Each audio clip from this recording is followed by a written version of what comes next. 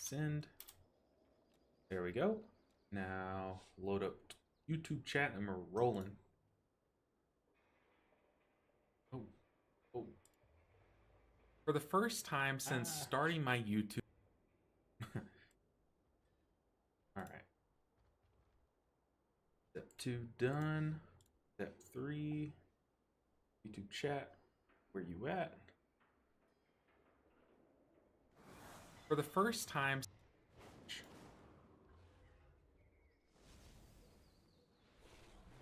at 1 September. It's very weird. It's saying it's waiting on me to go live. I don't know what that means. But I should be live.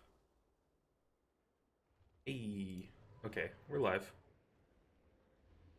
Let's pop out the chat so I can see everyone.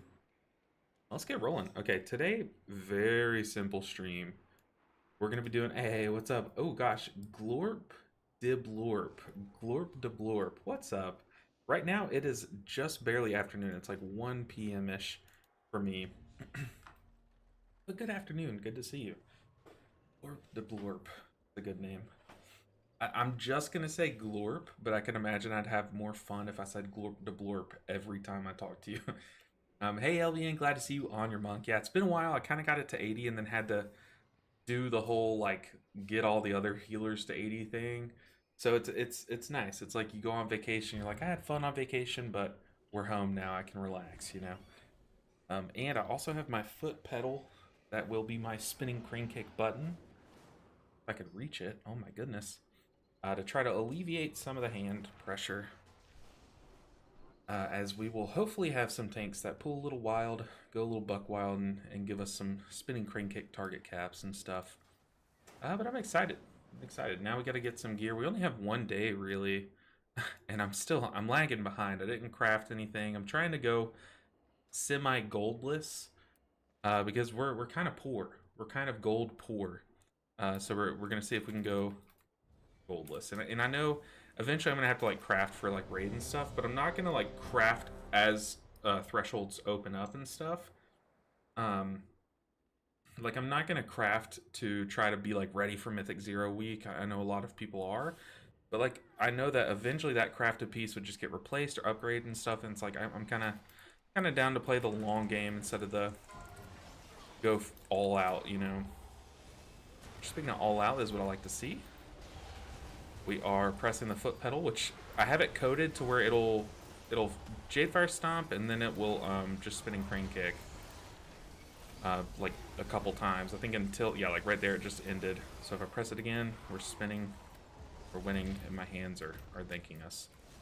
But how's everyone doing today? I know at least where I'm at, the weather is like it's like unmatched.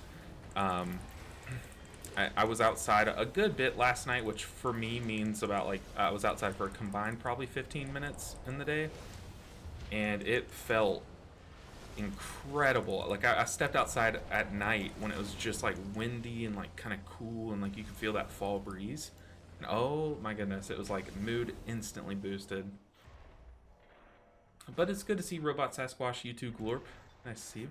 Glorp, I don't know, I feel like it's not notifying me that you're a first-time chatter, but I feel like this is your first or one of your first chats, so welcome in. Good to see you. Always like making new friends, and it's always nice when you meet someone for the first time, and then turns out that they like come back multiple times, and you just get to spend a lot of time with them, because kind of like Sasquatch, like, been here for quite a bit of streams, but I remember like the first time I say hey to people, it's like, you never know what their story's going to be in the chat. Ooh, goodness.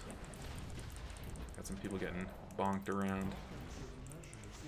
But it's good to see you guys. King Slime. Ah, okay, so you are returning. It's weird, too. It's always weird when people do name changes, and, like, there's no notifier for me, so I kind of just have to get used to it. But it's good to see you back, King Slime. Good to see you back. Ooh, I don't want to be the guy that runs in and pulls, but it looks like I am. That's an oopsie. I didn't know which way we were going. But happy Monday all. Hopefully your days are going well. I know Monday streams are kind of weird. I feel like eventually I'll swap to doing, instead of Monday, Wednesday, Friday, we might have to swap to Tuesday, Wednesday, Friday. The reason why I didn't initially do that is because Tuesdays are like very unstable. Satellite Siren. Whoa, I'm a mod. Yeah, you've been a mod. But yeah, like you, I kind of knew off the jump who you were, Satellite Siren, because of your Discord name. I think gave it away, or maybe I was like tuning into your stream at some point and saw. So, but yeah, it is always interesting trying to guess who people are when they change their names and stuff. But I wish it would kind of notify you, kind of like how it notifies you for first-time chatters. Like, I feel like that is, you know, some pretty pertinent information. Let's go and pop some cooldowns and then start spinning. Let's go ahead and stun, too, just to slow down this damage. This guy is silenced and getting railed.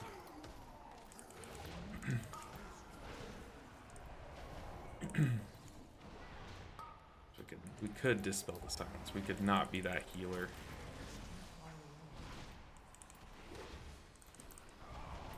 Still getting used to my UI. I made quite a few changes. For those that do watch me, we went horizontal this tier. I started off like all of Shadowlands. I was a horizontal gamer. Talking about my nameplates, and then throughout Dragonflight, I just tried out vertical, and I really did like it. And I like how it kind of balances your UI. Because one problem that I have with horizontal is, in order to do horizontal, your weak auras, like your big spell weak auras and stuff, either have to be like very minimalist or very far down. And like right now, they're very far down. Obviously, my weak auras are not minimalist at all, but they're really far down. It's kind of like your eyes do have to do quite a bit of gymnastics, but it's not the end of the world. But as we get into the tier and as I get into raiding, I'm gonna really see how I'm liking it still.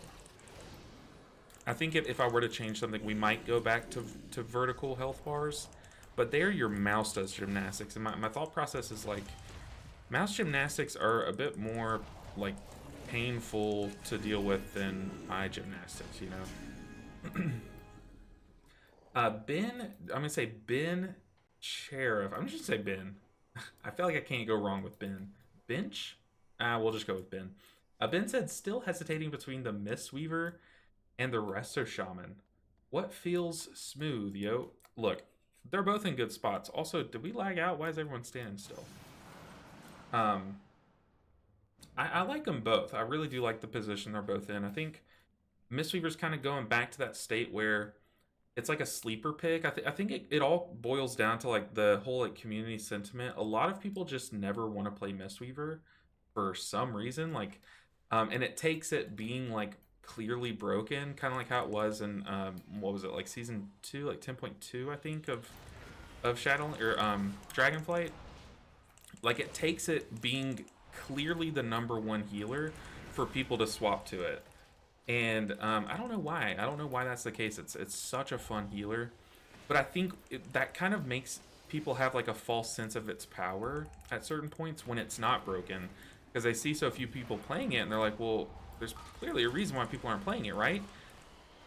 But it's just that it's not the #1, and I think we're in that position. I think it's like it's a very good healer. It performs very well, but it's just not the #1 healer on anyone's like margins or whatever, or on anyone's radar. Ooh, let's go and revival that too, I guess. We'll kick some of these casts. But it is like, I mean, it's incredible. And I think it's just going to be a sleeper pick. I mean, I don't know if you're going to see it in MDI. I have no idea what MDI does, and I think that does kind of dictate what a lot of people consider to be the best healer. But as someone who plays it often, I do think it's in one of its like better states that it's been in since I've started playing. So yeah, hopefully that answers. But also Resto Shaman, like, look, I'm sure you've heard enough about Resto Shaman. Resto Shaman feels really good. Some people are like, I've seen some comments on my videos of they're like, I don't know why everyone's talking about Resto Shaman. It doesn't feel very good, and we must be playing two completely different games. I'm not saying that their opinion's invalid. Maybe I'm just more comfortable on Resto Shaman than it looks, but I don't know, I like it. What's the tree thing next to your Jade Stomp? The tree thing. Do you mean this? If you mean this thing that's currently at like 14, 13, 12, that is our newest cooldown that is attached to our hero talent tree that I'm running. It's called Celestial Conduit. It's on the Conduit with Celestial's hero talent tree. Ooh. Guess we can...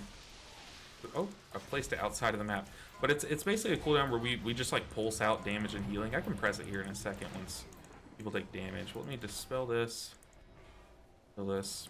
It's looking like we're about to just destroy this boss without needing... Actually, let's just press it. So this is what it looks like. You just kind of pulse out healing and damage. It's pretty cool. And then it gives you a bunch of other effects that are also attached to the hero talent tree. But it's really cool. So if you haven't really paid attention, or if you're kind of like... You've been considering Mistweaver throughout spoiler season, but haven't really like paid attention or played it at all. That's kind of like the spiciest thing that we have going for us. Ooh, a two-hand, which I think we have. Yeah, we have a solid offhand and one hand already. Ah, okay. Haven't made it that far leveling it yet. Yeah, you're in for a treat. Basically, all of the little passive talents that have to do with your Celestials on your hero talent tree leading up to it. You get all of their effect, but double at the end of it. Let's see. Atonka said, hello. What's up, Atonka? Welcome back. Good to see a returning face, as always. And Glorp said, did you end up doing any more testing with the 11.0.5 talents? I considered kind of like doing a whole stream about it. Like on Friday, we did a, section of the stream on it. And I was kind of debating on how much more we could dive into it. And then I considered like today's stream, like, oh, should I just do like all PTR testing? And it boiled down to I just don't think the talents are in a finished state. So the testing that we get done, or we would have gotten done had we done that on stream, would have kind of just gone to waste, in my opinion. Like, I think they're going to change some pretty integral parts to how they behave. I think it's clearly a first implementation of new talents, and it's very clear that they were just like, oh, we probably didn't think about this interaction, or things pop up in like alpha versions of things, and this is kind of what I'm considering that. Okay, we need to pay attention here. We are gonna Chiji, but we're gonna do it after the stomp. Actually, for the stomp, we are going to hope that we don't die here, and then we have our Tiger Palm stacked up. We're gonna pop Chiji. Oh gosh. Rolled out. I think we rolled back into one. Uh-oh. Shaylin's gift. We just used like all of our cooldowns, but that's fine. I mean, this is like the hardest pull of the whole dungeon. Just kick the restoring metals, or stop all those casts. Not bad. I got like 0 Chiji value. I really need to fix my weak aura that has to do with Chiji, because it's bugged and it just doesn't show. Or maybe it's like being hidden by my nameplates, but I definitely you never realize how reliant you are on a certain weak aura until you don't have it anymore. Like, I'm like, oh crap, what's my Chiji rotation kind of thing, or like, where am I at in my Chiji rotation? But no, I haven't really tested too much else. I kind of tested the few interactions that I really cared about, and then read the talents and stuff, made sure I understood everything, and then I kind of just left it there until they announced some changes, or kind of fix them, kind of. Hey, what's up, Fake Cat? Welcome in. Oh, let's kill this boss. I see you guys popping off on chat. People are joining in the stream. It's good to see everyone. I promise I'll catch up on chat. This boss is literally like getting destroyed, so let's just finish him off. We're gonna roll out, jump back in. Easy peasy. Just going like Shayloons to send everyone off topped up. Alright. I'd be down to run with these guys again.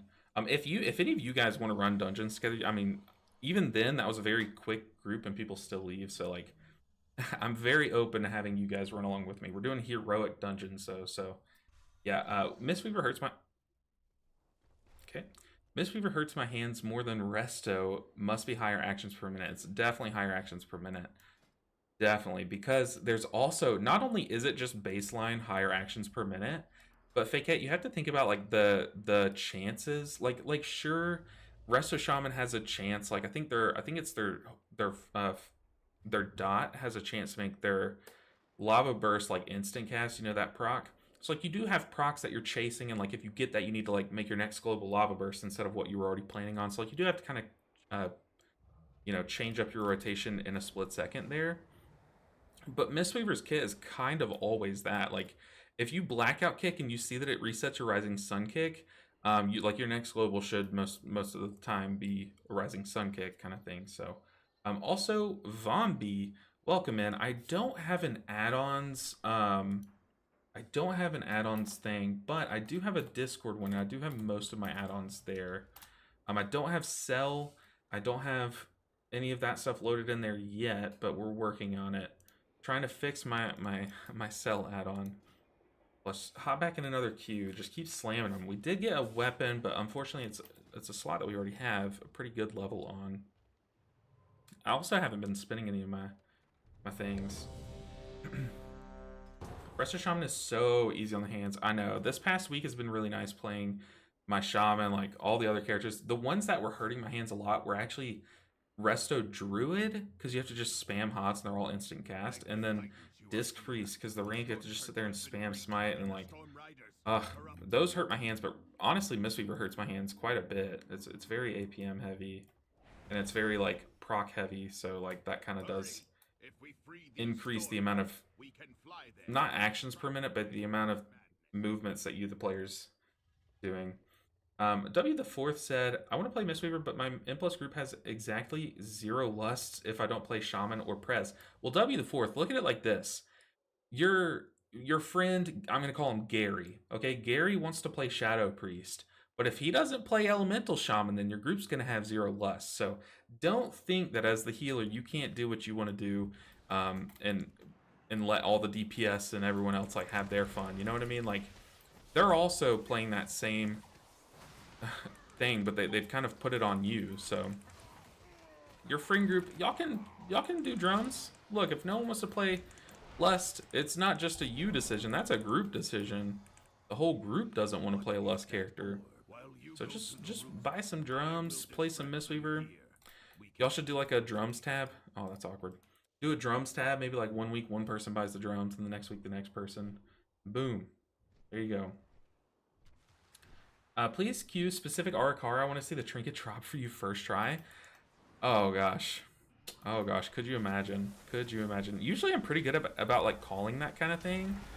Like during the all healers to 3K thing, I was kind of just like memeing around. I was like, I'm gonna get this piece of gear here, and then I would like almost every time. It happened on Everbloom or whatever that dungeon's called. I was getting the blood trinket, the coagulated trinket, like on my alts, and I wasn't getting it on my Mistweaver, but then I'd get it on like my druid first try and my priest first try and stuff, and I thought that was funny. But we could do that, but I just don't see, there's just not a point in queuing specific dungeons, is there? Other than hunting that piece of gear. It doesn't give you like, well, I guess we're already max level. It doesn't give you the gold though, and your boy's broke. I'm not that broke though. Let's see. Oh, it's the conduit. Looks different for some reason. Interesting, it looks different for you. Mine does have a glow when it's ready for cooldown. I forgot to take that off. So maybe that's the difference. I did add a glow to it. Let's see. Please, oh, I just read that. I would uninstall the game. If I got it first try, you'd uninstall. Well, then now we have to do it. Now we have to do it to make Fakehead uninstall the game. That's the new purpose of this stream. Also, why am I so dark? Why does it look like I'm playing in a dark room? I need to flip my light around. I guess it's facing the wall. I need to maybe like point at the ground, I guess. Unless y'all are fine with it. If y'all are fine with like evil Chris, then I'm fine with it too. I say we just get we just face tank this. Yeah, no regrets at all. Valid.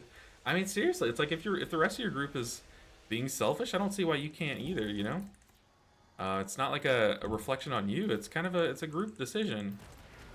It is a group decision. They all have the same options as you, if not more. We have 2 lust options. They have 3. Like, tell them to play lust. It's crazy. No, that's a little toxic trait of mine, I guess, but am I wrong, you know? Like, am I wrong? Tori said, let me catch up. Head of Nixon said, I still haven't done a dungeon yet because I feel like a fish out of water. Hey, you got to start at your own pace. Like if you need to do some, honestly, if you need to do some follower dungeons, they actually are pretty good introductions if you're not used to the whole dungeon thing.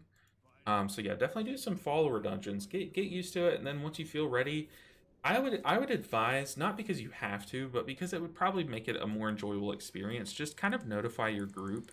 Just say, like, when you get into your first normal dungeon, kind of say, hey, I'm very new to dungeons, or like I'm new to this spec, or whatever your situation is, and then that way they kind of can help you, or hopefully you find some cool people that would help you and guide you through your first dungeon. But I get it, especially on Mistweaver. I think is what you're referring to. Um, it is pretty different. It is pretty different. Especially if you're coming from like another healer, you know, it's like if you're used to playing other healers and you go to Mistweaver, it kind of is. It is pretty weird. It is pretty weird. Let's just loot and start moving. So I think our tank's about to start going. Unless, where is our tank? Do I see a tank? Maybe he's right. Oh, he's right here. How do you feel about Cass getting a buff with rushing wind kick being arranged with it? Well, see, the thing is, like, I've seen people say that, but I honestly, we already had a range, like a way to apply. How do I say this diplomatically? We already had a way to apply Mystic Touch from ranged to an AoE group in, and an even better, honestly, a much more reliable one in Chi Burst. So if you're just like standing out of melee and you want to apply Mystic Touch, Chi Burst was just a better one. Yeah, it's on a 30-second cooldown, so I guess it's like a less reliable in that sense, but it hits every target. So it's a lot better. Hey, ahead of Nixon with the swap over. Now you can get the mount on Twitch.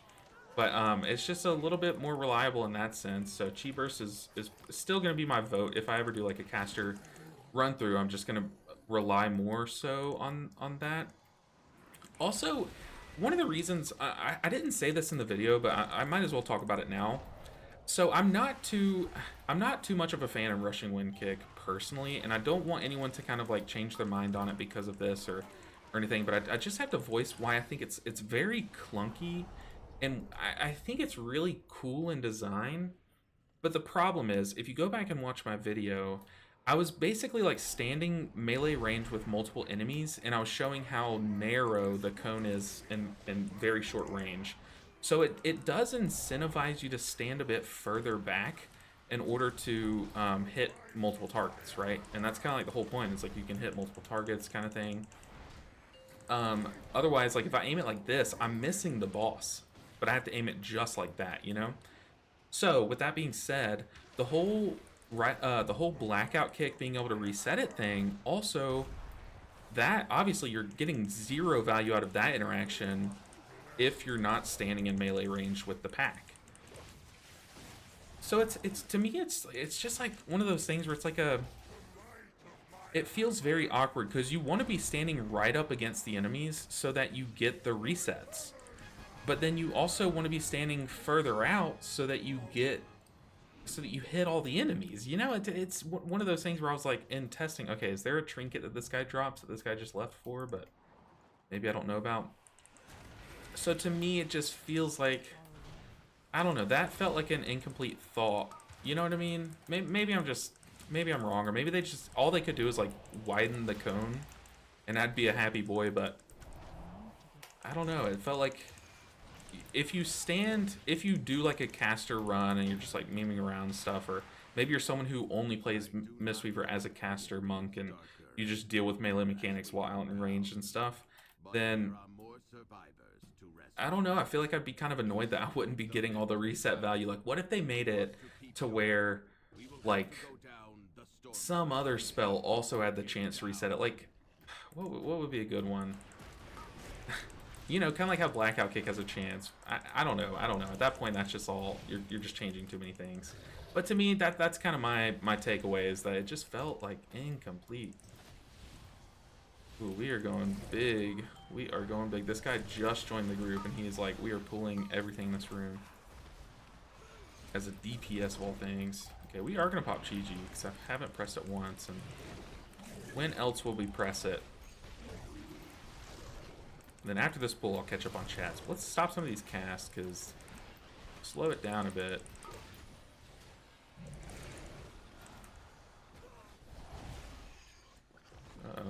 a swirly. Let's just pop this. No one's taking like any meaningful damage, but I knew they would shortly.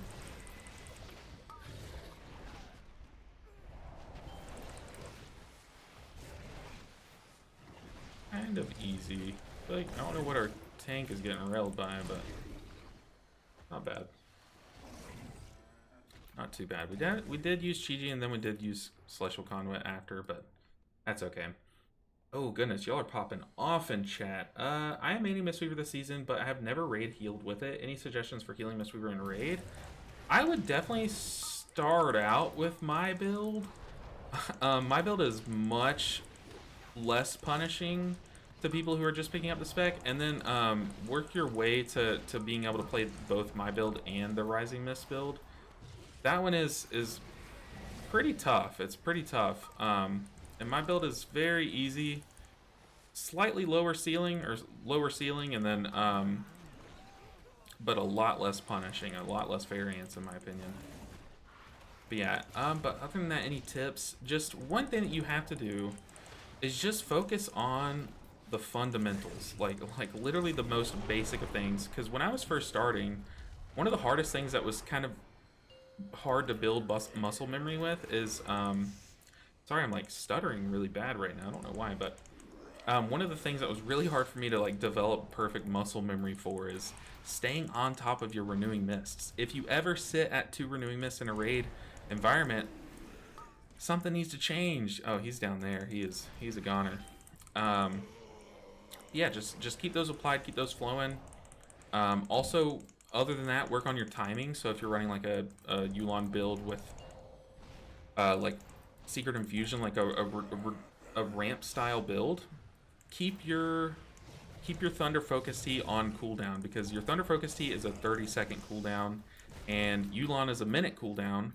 So if you press your Thunder Focus Tea right before your ramp, then you'll have it up to split your ramp cooldowns, and you just want to stay on top of that so that you can split that time perfectly, because it's 2 30-second windows and then a 1-minute window. That probably was a very bad explanation. I'm trying to keep people from dying, and apparently my small brain can't do 2 things at once. Ugh. We're going though. I don't know, is there any way to like save people from dying when they fall in? Oh, when they do this, when they fall in. Ooh, hey, an enchanting recipe. There we go. That's what we need. The Head of Nixon, welcome over to Twitch. Let's see. Yeah, Cone is like Dracthyr Fire Breath in the video I seen, not like Prez Green Breath. Yeah, I would like it more to be like a Prez Green Breath. That way you can kind of be more, like, you can use it while pressed up against the enemies, kind of like you're designed to be, with Blackout Kick resetting it and stuff. Yo, god damn, is that LB? What are we talking about being incomplete? I think I was talking about, oh man, I think I was talking about, when I said incomplete, it was just rushing wind kick, I think, Nerdies. Glorp said my little 2-year-old is sitting with me on the couch and keeps waving, saying hi for my daughter. Hey, what's up, Glorp's daughter? Welcome in. It's funny because we have a very young niece in our family. Hey, a Twitch noise. Hey, medic chick, easy as bread with the gifted and the resub. I appreciate the support, Easy as Bread, and you probably will never use this, but you did just get a pet in WoW, so make sure and redeem that, Easy as Bread, if you have it. What do you call a Worgen Resto Druid? Worgen Resto Druid. Bark? Okay. Okay, I was trying to be like too clever with it, but that's like makes me want to slap my forehead that I didn't guess that. Bark. Oh my goodness. Very nice, Wise Jester. Name checks out. But yeah, I was just talking about how it just feels like a little clunky rushing wind kick right now in its current state, where you want to be pressed up to the enemies. Like, you want to be punching and kicking them so that you can reset rushing wind kick often, but then you also kind of want to be stepped back from them so that it can hit so that the cone has a chance to spread out. Like, it being a very narrow cone to me is kind of what I'm talking about, because it kind of makes it makes the whole resetting it just feel weird. What do you call a gnome disc priest? Okay, give me some time on this one. A gnome disc priest. Because I might be able to come up with something that's wrong, but like maybe good. Okay, let's just pump in the tank right now while I think. A gnome disc priest. Gnome disc priest. I'm trying to think of like atonement. Atonement. That's basically what's going on in my head over and over. I'm just repeating atonement, atonement, atonement, not tallment. I don't know. I throw in the towel. A gnome disc priest. Maybe it has something to do with like shield or something. I don't know. A compact disc. Okay, I like that one. I like that one. That one's for the boomers or the 90s kids in chat. I appreciate that one. Oh, I know I missed something. What did I miss? Really, you think it's pretty good apart from the animation could be better? I mean, the animation could be like a bit more like, it could take up more of my screen, I'd be happy.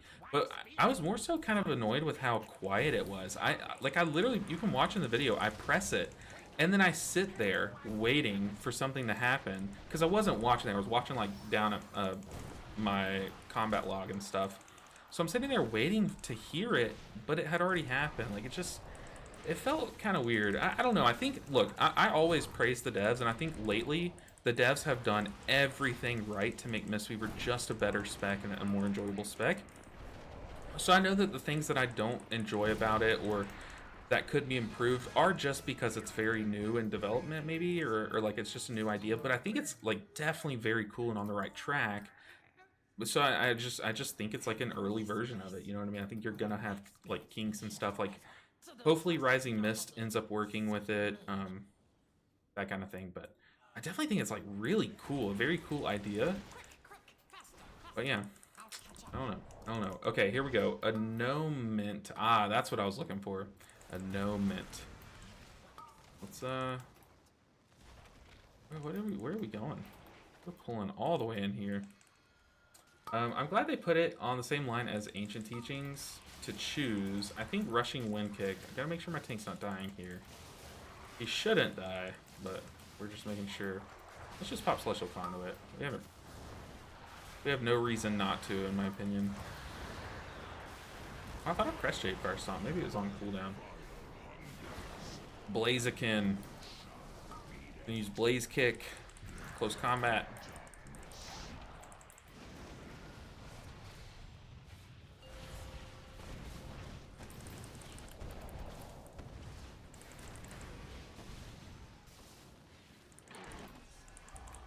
This boss is always kind of scary.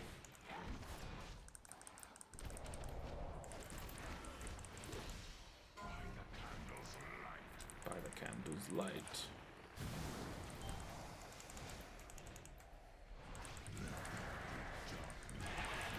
Ah, I pressed Blackout Kick and the animation went through, but the boss literally died the moment that I pressed it, and I got no damage, so no healing. That was kind of annoying. It's first and foremost a PvP tool. Yeah, that's what I was thinking. I got a lot of comments about that too, and I never even thought about that. It's so hard to, for me, it's hard to kind of think, oh, this is really good in PvP because I just don't play it. But I think I've seen a lot of excitement, and rightfully so, from the PvP people.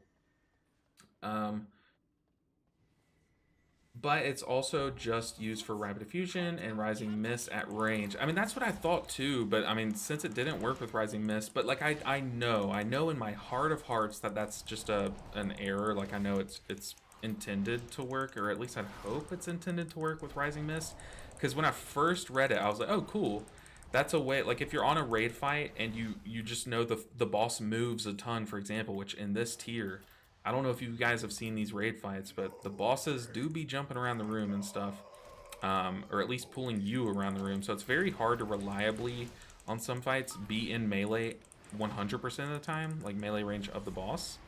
So it is nice to have a tool outside of that, to you know, proc all those passives, the beautiful passives and stuff. But I don't know, since it wasn't working, I was just like, what are we doing here? Just gonna stand still. They're killing the Candle King. I love the look of this dungeon. I think it's so cool. Like the concepts here. Okay, I just got a spoiler alert for one of your jokes. What do you call a warlock who gives hickeys? A leech. A soulstone. A necromancer. That's your best one. That one can't be beat. What's another name for a Worgen subtlety rogue? Underdog. See, I know nothing about rogue, so I don't understand the under. Do subtlety rogues just kind of like just roll around? Like, what do they do? How are they under? I don't know. That's a newbie for me. A subwoofer. Subwoofer. Oh, sub.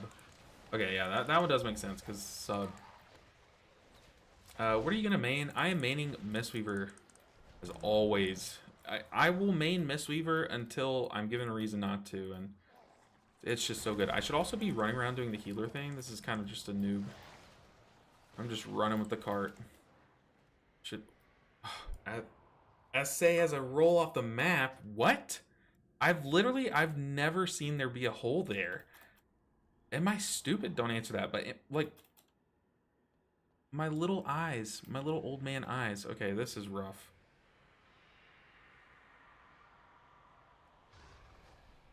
Well, now I'm terrified. I had no idea there were holes.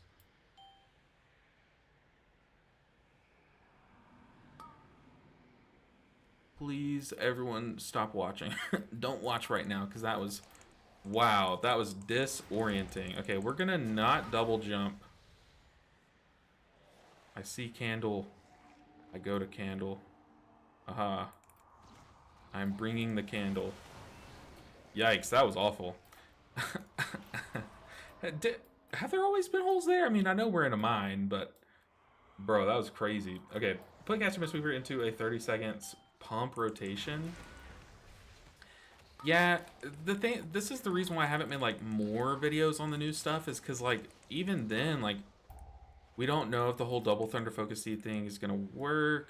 Like, if it's working at least as it's intended right now. I don't think it is. I think there's, like, definitely some things that are going to end up changing and stuff. But I do like the fact... So here's how I look at it. So when you take a look at Dance of Chiji versus that, I don't know if either of them are going to end up being, like, good enough to make the cut because of how crazy our bottom of our tier, or our talents... What am I saying? Our talent tree is... And we're already starved for points.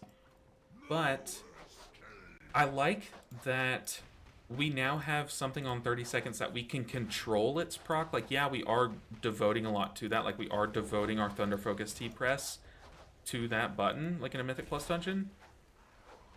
Whereas, like, in a higher end key, you might want to hold... You might not want to have to devote your Thunder Focus T to that, to the Crackling Jade Lightning window. Because you might want to have two separate instances of, like, power burst. Like, you might want the Secret Infusion burst buff for, like, a boss mechanic or something. Like, so you might not want to have to be forced to press it in order to get, like, a big burst heal window. But then again, it's just another burst heal window, you know?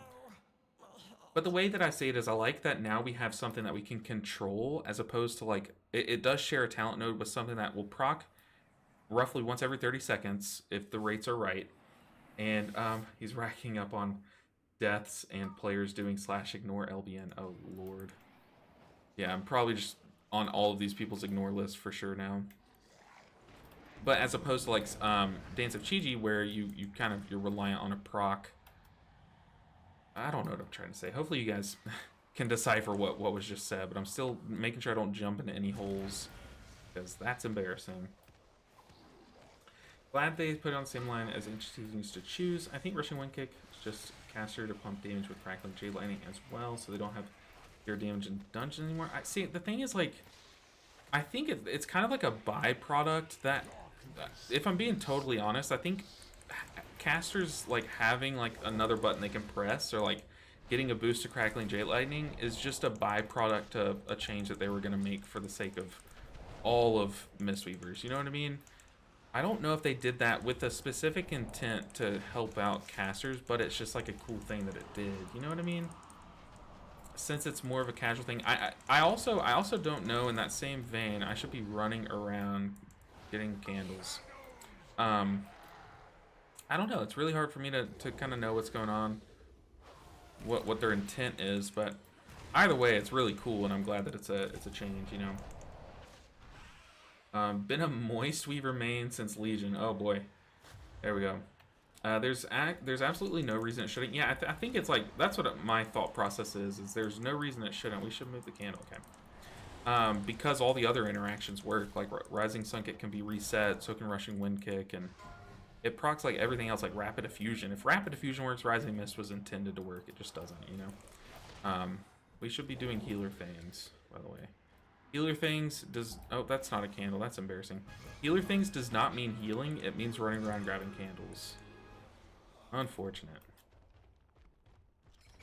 But yeah, I definitely agree with that, Nerides. I think it's just intended to work. It's just not. So that's why I didn't want to make a video on it now, because I just think they just are like, oops, you know, it's not working. We should probably change it, and then I'll come back and make videos, kind of thing. I mean, Caster doesn't have anything to use Thunder Focus T on when taking Peer into Peace besides moving and need Enveloping Mist on the move. I mean, yeah, but also it gives Enveloping Mist like an instant proc of healing. I mean, you can just use it for like a buff of some sort, but yeah, I don't know. I'm hungry. You will go to the store. Oh goodness, I missed some things. I will always use She Burst off cooldown, but I can never hit it. Guess I missed. There you go. Glad someone was liking the werewolf jokes. They can be rough. Okay, ban Wisechester. Out of chat. You're gone. You're done. We're cutting you off. You've had too much to drink. Everything that can replace the spell is treated as that spell for interactions. Also, did you see that Rushing Wind Kick is flagged as a spell? Ooh, I did not. I didn't even think about that. So now we can proc damage spell trinkets with that and Crackling Jade Lightning. I do like that, though. I do like that. So what you're referring to, Nerides, for those that probably don't understand, is there are some trinkets, like I might still have one in my bags. I don't. That's embarrassing. But there are some trinkets that say, like, when you hit something with a damaging spell, you have a chance... Oh, here we go. Your damaging spells, okay, and abilities have a chance to send an orb of volatile black blood, basically. If it just said your damaging spells, for some reason, like, there's a classification of things that we can press, like buttons we can press. Some are spells, like, that do damage, some are abilities, and some trinkets only proc off, like, spells and stuff. It's very weird. So, like, last season, one good example is we had a trinket that would proc damage off of our damaging spells, but as a Mistweaver, we have very few. So what we were doing is we were taking a talent called Eye of the Tiger that basically applied a dot, in a way, with attached to our Tiger Palm, in order to proc that trinket often. And it was very weird, but now they've removed the Eye of the Tiger dot from the game even, so it's like, well, then now we don't have anything except for like Chi Burst and Jade Fire Stomp, which are on cooldowns, and then we have like Crackling Jade Lightning, which why would you ever press that button? But now you're saying like now we have other like incentivized ways to get that, which is really cool. Glad you let us experience your first time finding the hole with you. Yeah, hey, anytime. I literally had no idea there was a hole there. That was very embarrassing. I've fallen off so many times from poorly timed rolls. That was a roll and a double jump. I don't even think a single roll would have killed me, but the roll double jump definitely did kill me. Got some last minute gearing going on for tomorrow, or just racking up Valor Stones. Kind of a mix of both. I'm not like gonna die hard go into it. Like I'm not gonna die hard go for my enchantment sold. I was really hoping that sold because it cost a lot of gold to make. But we're just kind of, we're not like fully geared out for M0s yet. But you know, Nick, you know, like we could get some guildies together and just blast them regardless of the item level. But I do want to kind of get like some gear left, and I also want to maintain the stream schedule. You guys know I'm streaming Monday, Wednesdays, and Fridays, and just I think consistency is not only important, but I think inconsistency is kind of disrespectful to you guys from a streamer. So if I say I'm going to stream Monday, Wednesdays, and Fridays, I want to maintain that so that, you know, I think our trust between each other is important, kind of thing. Maybe that's stupid, but that's just how I see it. And people have been asking for the Mistweaver, and I've been wanting to play it, so it's like, yeah, I kind of wanted to log on and just kick some things, you know? Sometimes you just want to kick something. You don't... let's see. You don't need to really do that, though, because the buff lasts forever. What are we talking about? What are we talking about? The reason it shouldn't places... Everything that Place a spell. The buff lasts forever. Not too sure, Nerdies. I know I'm a bit behind on chat. Whoa. Oh, we just left the dungeon. That's very embarrassing. I don't know why I 180'd and jumped in. That's so... What's up with this? Why do I just see a hole and I jump in it. Don't clip that, but that's embarrassing. How do I TP to dungeon? I know there is a way. Is it here? Teleport to dungeon. That's embarrassing. What is going on today? But yeah, we still, I don't think I'm at the Valorstone cap yet. Like, I don't think I'm close, so it's like that would be nice to get, but I do plan on playing a ton once Mythic Plus joins up, so no matter what progress we make, let me just say on my way so they won't kick me. But regardless of what progress we make like today and tomorrow and stuff, it's just going to be replaced eventually. But I don't want to fully give into that mindset and just like fall behind completely, you know? So, I don't know. I appreciate that. Usually, I haven't posted it yet, but I have a short that I'm making. I joined a group kind of like this, except it wasn't my fault. Like, this was my fault. But I joined a group where, where it took me forever to load into a dungeon. And once I finally did load into the dungeon, I saw that my tank had gone in and pulled half the dungeon, and he died. And then he immediately typed, right as I load in, he typed, like, kick the healer, AFK, GG, or something like that. Like, something really toxic and annoying. And I was like, dude, I just loaded in. So, the stark contrast between that guy and this warrior saying, we're good, like, we're fine, don't worry about it, when I just joined in, oh, the loot, is crazy. Let's go and apply these renewing mists. We will not regret it come time for the pump. Also, Danny's Chiji is 4 times a minute, so on average... Oh, yeah, because I forget didn't they cut it down from a minute to 30 seconds? See, the thing is, like, with Dance with Chiji, I just ignored... like, it's so easy to just ignore what it does, because it's like... There's just not room for it, you know? Okay, this is... Tank, where are we going? Tank, help us out. Yeah, I don't know, it's one of those towns where I just, like... I see a change for it and I'm like, oh, okay, so it is 15 seconds. It's about every 15 seconds on average now. Yeah, you're silly. You can say things like, I'll be here on Thursday instead of Wednesday. True. I mean, like, I was contemplating like pushing today's stream just to Tuesday since like tomorrow, like, fun stuff's happening, you know? But then I was like, no, I want to play. I want to play today. So yeah.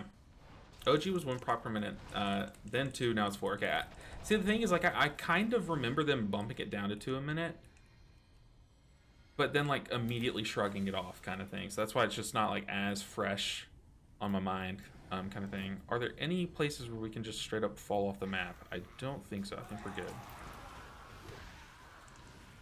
I was saying you don't need to hold Thunder Focus T to activate Crackling Jade Lightning buff, because the Crackling Jade Lightning buff lasts forever.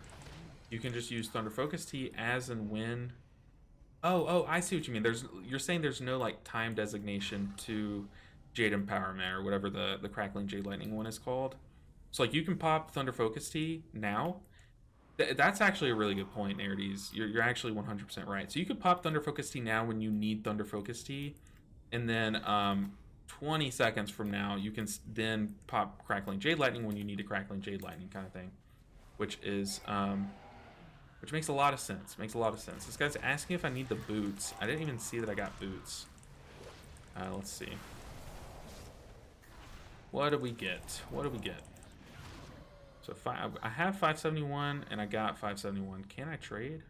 I can trade. Let's trade. They knew. Oh, but I am enchanting and I need to disenchant because the disenchant stuff costs so much right now. But I'm a good guy, I think.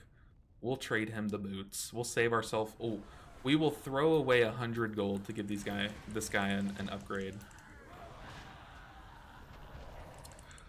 Lots of talk of hole today. Hey, the hole got us. The hole got us.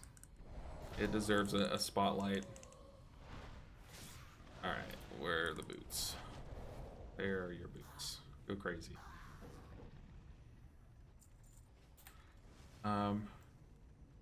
But yeah, you're 100% right, Nerdies. Which is weird too. I feel like they don't do that often. They don't put timeless buffs on that I can think of. Well, hold up. If that's the case, wait. If that's the case though, can you not just like pop Thunder Focus Tea, wait 30 seconds, pop Thunder Focus Tea, wait 30 seconds, pop Thunder Focus Tea? Like, is that not a thing? Man, I should have tested that. Can you not just stack it up a bunch of times? I doubt that's a thing, or I would have heard something about it, or like one of you guys would have been like, try this. Because that sounds kind of nutty. Oof, almost butt pulled. Too thick for this route. How do you guys think they're going to do this dungeon in the MDI? Because my guess is they're going to send each person out on like a mission, and then leave like a warlock behind, and like the warlock and the tank are gonna, or the warlock and the DPS are gonna stay behind, and like the first person to get back, they're just gonna summon the other two people, and they're gonna like pull all of these guys like all at once or something. Like, that's what I think's gonna happen. But they're just gonna like all run out and pull them all to the same spot. I don't know, I think that could be cool. Hey, isn't it this way? Or am I stupid? Yeah, it's this way, guys.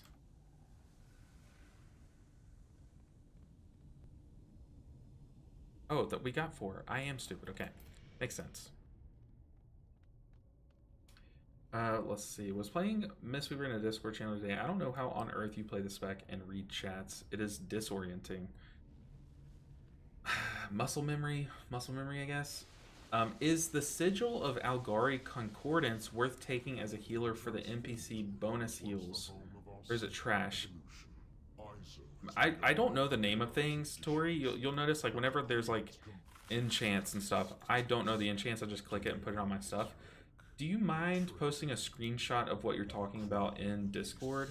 Because I don't know. Sigil of Algari Concordance. I mean, it sounds familiar. I just can't think of it off the top of my head. But how do I play this and look at chat? I kind of hope that my team doesn't die. That is part of it. It's like when you turn out onto a busy street and you're just like tired of waiting and you close your eyes. Just kidding. Don't do that. Never do that. But it's kind of like the same vibes, you know. But I kind of just stop being as cautious and say, look, if the squad dies, can we Tigers less? No. Just revival. There's a dot on people. That's annoying. I have to run all the way over here. Loot. Run all the way over here. It is disorientating. I'm currently hiding out at my work's walk-in fridge, watching your stream. Oh Lord, keep us posted, because there have been some very scary stories. So make sure that you have the key. Make sure one of your coworkers knows you're in there. Like, definitely take precautions. Be very careful. Yeah, for real, Fake Out. Like Fake Out's saying, that is a very real thing. I'm still not used to the no Pseudomus playstyle in Mythic Plus. Yeah, I mean, you can still take it. You know what I mean? Like, there's nothing telling you not to. I still take it just because I'm the same way. I like it. I don't know. I like it. I can see its use, and especially in, we haven't seen it yet because heroic dungeons are very easy, and that's part of the reason why I can look at chat while I'm playing. But like, tank healing is going to be, if things are like they were in the beta, is going to be a pretty big issue. And I mean, having Soothing Mist can definitely smooth that over, but you can definitely get away without it, like, for sure. You can kind of do almost all the same things without it. So it's one of those things where it's like, it's not right or wrong to take it or to not take it. So if you want to play without it, but it's just uncomfortable, it's just one of those things you have to get used to, you know. Which I'm like, I've weaned myself off. Like, I don't soothe. I can play a build without Soothing Mist and not think to press it. You know what I mean? But I also understand, like, when I do have it talented, it is a tool and a resource available. You know. But it is weird. It is weird. It's definitely like a pretty key component to the class. Like, not playing Soothing Mist and also not having Essence Font anymore, it's like a different world for Mistweaver in a way, which is pretty cool.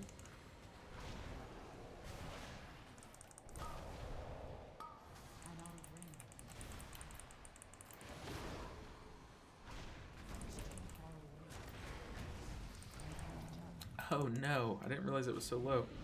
Ah, we didn't get the reset. I tried to chi burst through some teammates, but tragic. Tragic. Oh, I'm sitting here pressing J-Fire Stomp literally after saying that I didn't get the reset. It's embarrassing. Well, I can't let anyone know I'm in here. That defeats the purpose of hiding out. Yeah, but I mean, like, surely you have, like, a chill coworker that you're friends with. Like, maybe... I don't know. But just keep us posted, because that can be a little scary. Vicious Darkness. This boss is really cool. Like, it's going to be a pretty big learning curve for people who are new to the game, too. I could imagine someone who is, like, new to healing not having a UI set up to catch heal absorbs. And I feel like that's going to be kind of a big learning curve for them. It's like, oh, maybe I should, like, be able to see when people have heal absorbs. But, yeah. It's all good. It can't lock, or at least I'm pretty sure it doesn't lock. Okay. That gives me a little bit of relief, but I bet your life? Uh-oh. Sounds like we are. I don't have a feel for how powerful things like Chiji are, or if I need to throw out the hero talent too, etc. Just know that Chiji is extremely powerful. It can, like, laugh at, like, a lot of damage, you know? But the caveat is that it's only as strong as your prep for it. So if you come into Chiji with, like, your ancient teachings, like, very low, like about to run out, or if you have, like, 0 stacks of teachings of the monastery when you pop Chiji, you're getting a very baseline Chiji. But having that initial burst of blackout kicks right once you press Chiji on top of the shield that it applies gives you a very huge cushion for the rest of your Chiji ramp that you wouldn't have otherwise. So it's like, it's very good if you prep it, and like how strong it is at first can definitely make the, like, its full duration feel a lot stronger kind of thing. Shay Foster said, big thanks, I changed from Resto Druid to Mistweaver because of this channel. Love the spec. I made that same exact swap. I made from Resto Druid to Mistweaver Monk. So welcome in. Hopefully you're enjoying it just as much as I am.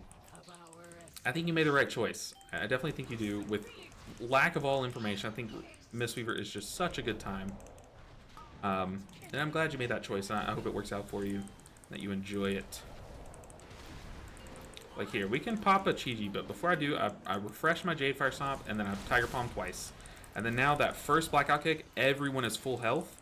So then the rest of the duration of Chiji is just so much smoother. I'm waiting for damage since everyone was full again.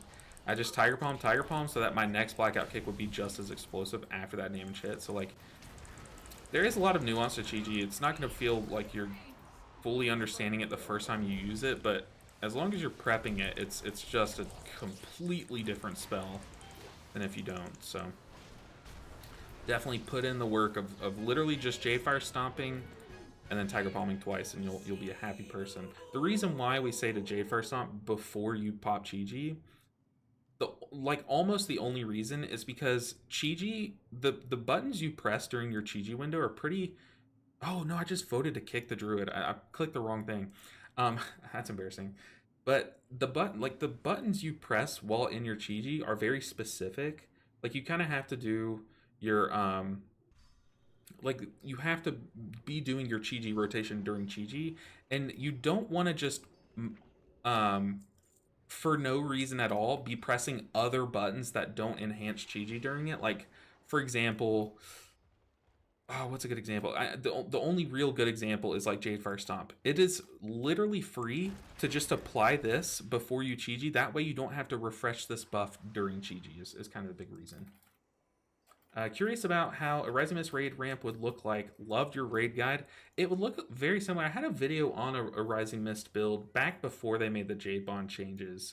I don't know what it's called though, but I kind of said like, hey, I'm going to leave this video up, but it's very different from what we're going to see in the War Within.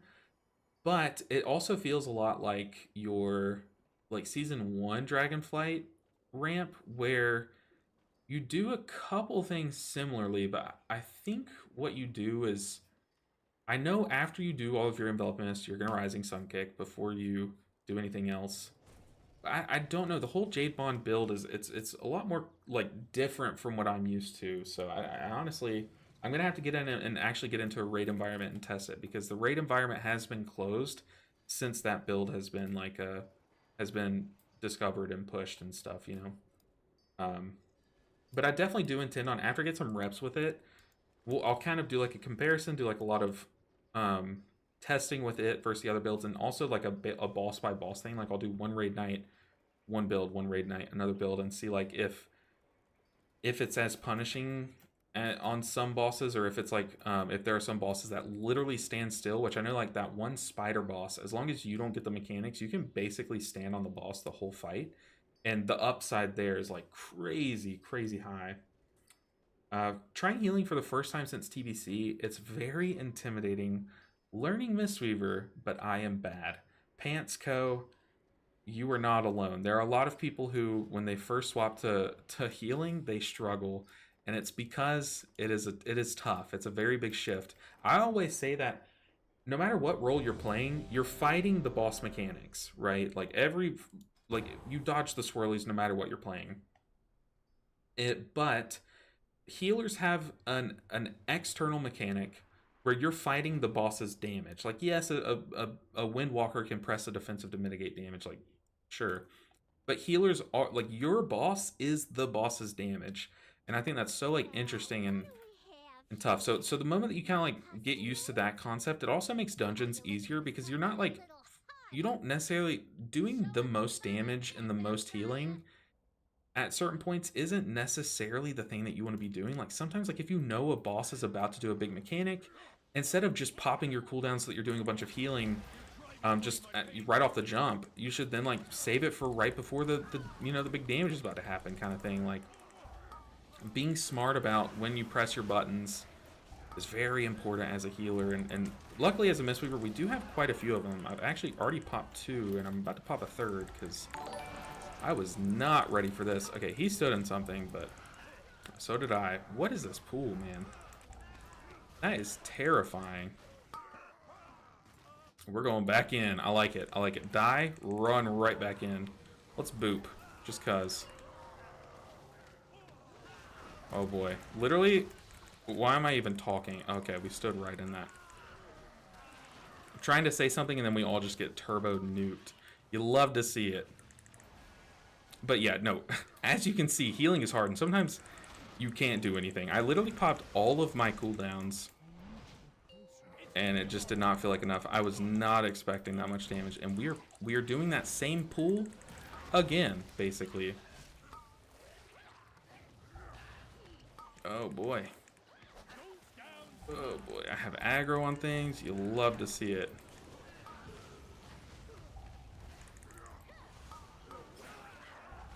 Whew. Okay, we do have Chiji though, and Chiji can help us get out of this goo a bit faster. Well, that's awkward. I don't like this, guys. Are we even doing mechanics or just trying to survive? What's the play here? Where's my drink? Ah, chill. You'll get it. Whew. That was ridiculous. But kind of fun. That actually was a lot of fun. It was very stressful. But we only like wiped once. We wiped like half of a time, which is fine.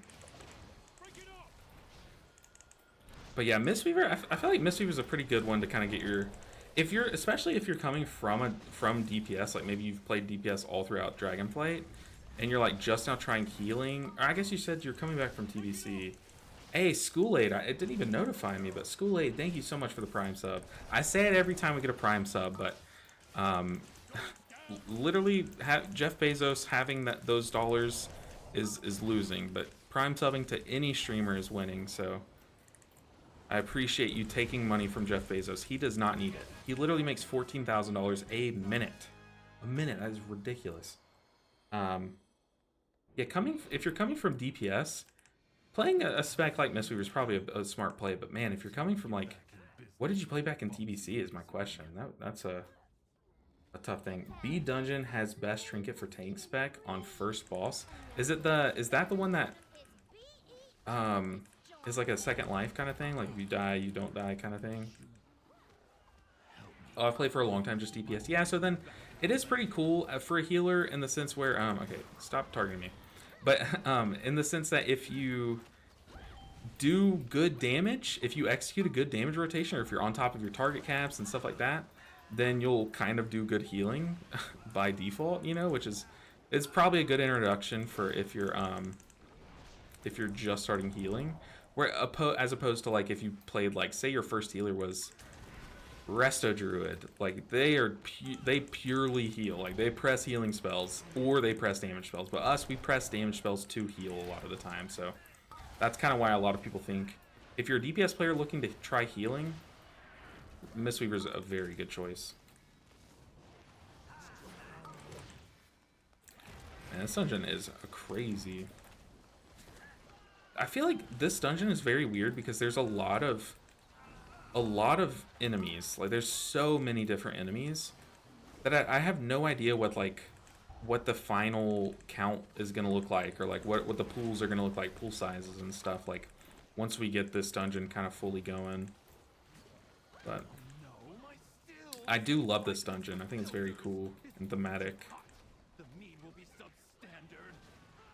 Like a cheat death. That's the term I was looking for. Cheat death. Is there I think this is, I remember there was a cheat death trinket that people were using on beta. Was it this one? Or am I just like way off? Uh-oh. We don't need the Shayloons. I was about to channel the Shayloons, but then I kind of realized that we had topped everyone off. Yeah, see there, Fakeat? That was a great example, that first pool, of I was not ready for the damage. I did not prep my Chiji, and then we were just behind the whole duration. So it's pretty dependent on prepping. Let's see. Yeah, try to come into Chiji with an Ancient Teachings refresh and four teachings you taught me, smart streamer. Yeah, I mean, it goes a long way. It goes a long way.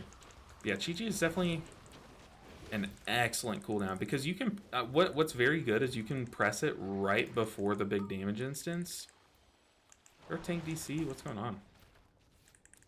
And it'll shield everyone for the damage instance to kind of pad it a bit more, and then you have that big explosive blackout kick burst of healing right after. So it's like, it's just the perfect cooldown because it kind of does everything. It mitigates how much damage everyone's taking to their health bars, and then it tops up their health bars so fast, and then it's very consistent healing throughout its duration. So I think it's the coolest cooldown, like the best Mythic Plus cooldown in the game.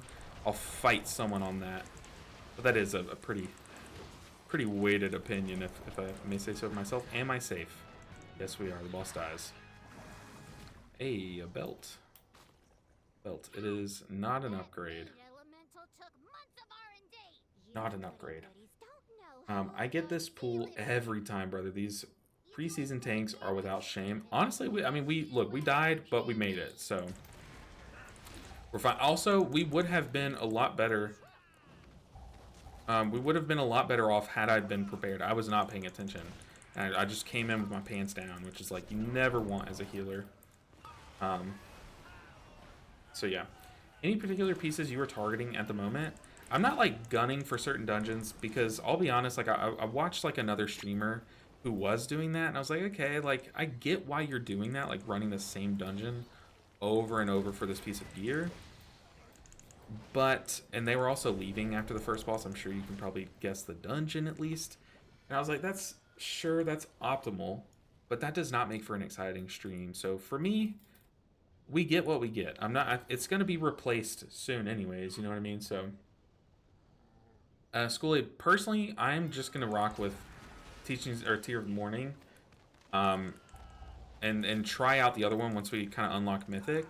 But for week one, I'm thinking I'm just gonna rock with Tier of Morning just for just cause it's what I'm used to. It's what I'm personally best at, and I'll be practicing more on the side. Like the good thing about week one is like it's gonna open up heroics, so I'm gonna raid with my guild, and then after we have our raid night, I'm gonna go back and like re-kill some of the bosses for no loot. in pug groups and get some practice in with that build in an actual raid environment kind of thing. So that's personally my plan. Yeah. The trinket gives primary stats for group. Oh, and a shield as well. Basically, Og trinket for tanks to have. Yeah, I've seen that one. I've also seen one where I think it was like a world quest that gave me the trinket, but you just give verse to like your entire group, and it's like a bit. Okay, we are getting chewed up by these brew drops. But luckily, our new cooldown instantly restores 15% of our HP. So we expel harmed into Celestial Conduit, and dude, we are a cranking. Spin to win, baby. Let's do it. That's embarrassing. That Ring of Peace did nothing. Sometimes I just set Ring of Peace to see which mob actually care about it, you know? Am I alone in that? Okay, also, every piece of green gear that we get is a huge win, even if it's not an item level upgrade, because have y'all seen how much gold the, like, disenchanting stuff costs? Like, each individual piece of an enchantment costs, like, over 100 gold. It's like in order for me to make an enchantment, I had to spend like 7,000 gold, and I only made 5,000 off that enchantment. So it's gonna be a rough time. Uh-oh. We're popping all the cooldowns. We got Giga stunned. That was awkward.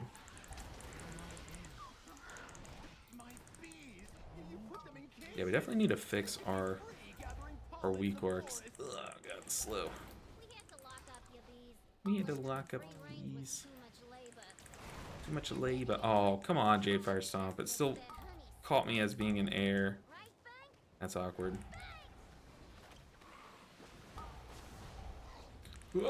Tiger's Lust is down. We're so slow. Oh, we got booped into it. Oh, that's troll. No, stop casting. Shayloons, save me. Shayloons. Celestial Conduit. We are literally fighting for our lives right now.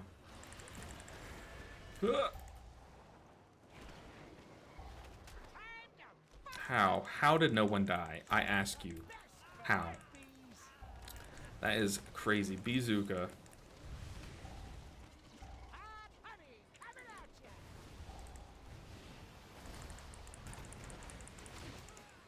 This is stressful. This is kind of fun. I like doing dungeons like this. It gives Mythic Plus. Like, it feels like I'm in Mythic Plus right now. Even though it's literally a heroic dungeon. We gotta Shayloons this. Don't want to lose the druid. Ooh. Pretty sure, like, I saw, like, multiple people surviving at, like, no health. I feel like our Enveloping Mist shield, like, our Strength of the Black Ox shield, played a part in that. Oh, God. See there, we didn't have Jadefire Stomp reset because we're just moving around so much. So I had a Chiji without Jadefire Stomp down, which is a little bad, but it also caused us to only have 2 stacks of Teachings of the Monastery, or Ancient Teachings. Teachings of the Monastery. I am getting those mixed up lately, and it is annoying because it happened once, and then now it won't stop happening. It's like I have just permanently confused myself.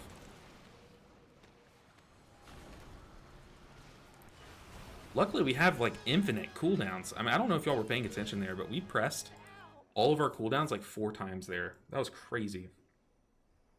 Hey, what's up? Warmangor. Warmanger. Is that how you spell Warmonger? I don't know, but welcome in. I'm just going to call you War. Hopefully that's okay. Warm? Maybe it's Warmangor. Ah, different perspectives. Let's see. What's your item level? My item level is 569. I'm falling behind because we took a long time to level all of our ults. We took it the slow way. Blackhawk shield seems to be extremely good, just buying us time. Yeah, there it definitely literally saved multiple lives in one go.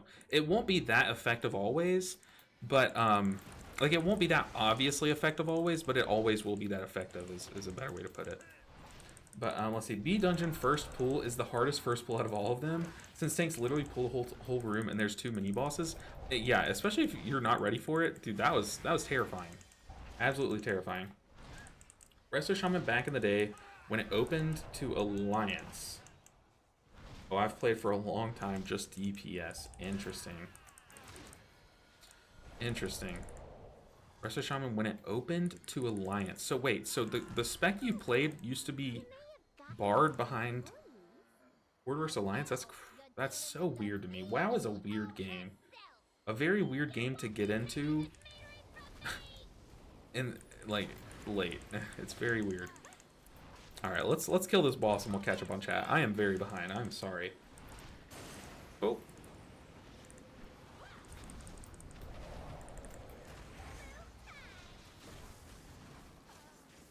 I'm just gonna do 2.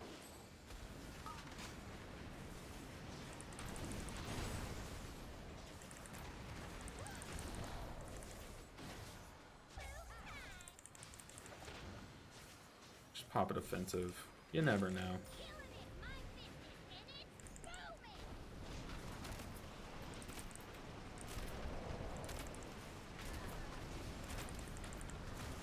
It's just Celestial Conduit.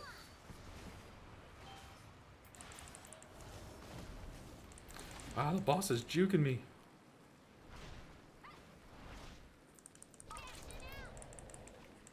It's not letting me. Touch of death. Die. Easy. Dude, that was a brutal one. That was fun. That was a lot of fun. I haven't like had to actually focus during a dungeon like yet, which was fun. Need ring. I'm getting like I am being asked about like every piece of gear that we just had drop. Oh, that wasn't us, was it? It was a grave error listening to Gold. Haste Mastery, Haste first. I am gonna keep this ring. I think it's better. I think it's better. Thanks again. I think it's called Cinderbrew Stain in the Dungeon Journal. Do you also play Soothing Mist, Mistweaver when you want to chillax? Yeah, like every now and then, like when I'm just watching a movie, like my friends have movie night in our Discord, and I haven't really shown up in a while, but every now and then, like I'll hop in there and I'm just like focusing on the movie, playing WoW on the side. And there I'll load up like a weird little... I always load up fun little builds just to mess around. It's a video game, and if you play the same build over and over, the most optimal build, it does get boring. Like, no matter who you are, it will get boring. So in order to spice things up, I'll absolutely just like load up a wacky build and kind of go crazy with it. But, okay, we need to... I did get some pieces. We need to like just double check that we aren't sitting on any upgrades. 571, 570... Nope. 554, 5. That is an upgrade. Do I equip it? I think so. Is it Explorer? I don't know. Yeah, we do equip it. That feels bad. Weapon-wise, we do have this one, which is a Leech Voltaic Stormcaller, which is sick, but it's from normal dungeon, which is unfortunate, but that's okay. But I think this is our best little duo. Or trinkets. I'm not even thinking about trinkets. I just have two of my best. So I had like a bunch of 571 trinkets before I cleared out my bags, and I just took 2 of the ones that were equip. Like I just don't want to press any. I don't want any more active buttons right now. Yeah. Okay. This one crit mastery crit haste first. Let's go with. Let's get a little weird with it. Since we're spending so much, having haste first would be a little bit better, in my opinion. 571 haste first. Crit haste, crit haste. We'll stick with that. There. Alright. We're rolling. Back in the dungeons. Put me back in.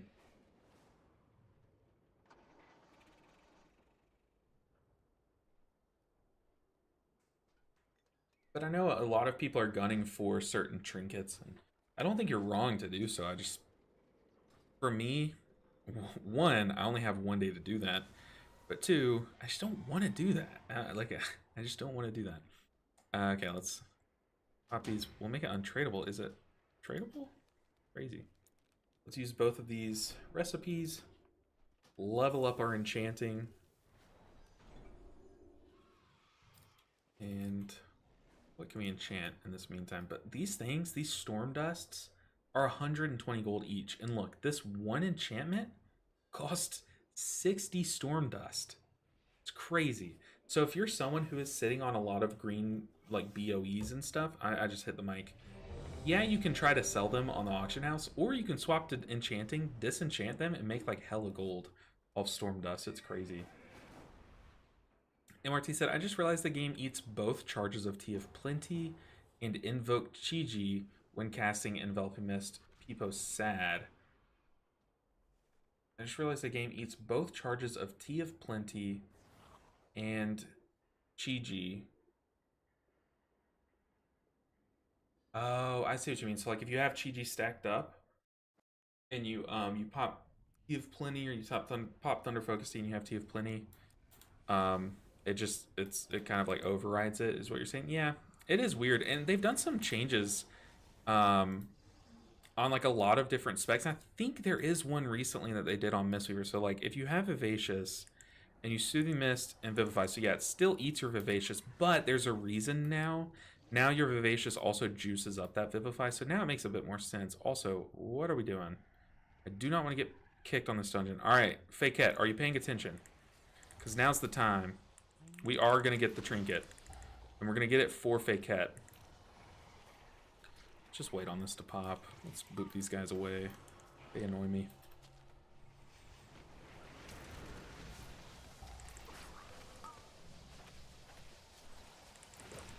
I love how that spell, at least on my plater profile, is just called Frontal. Oh no. Oh no. Let's make sure we don't walk off the platform. Please leave me alone.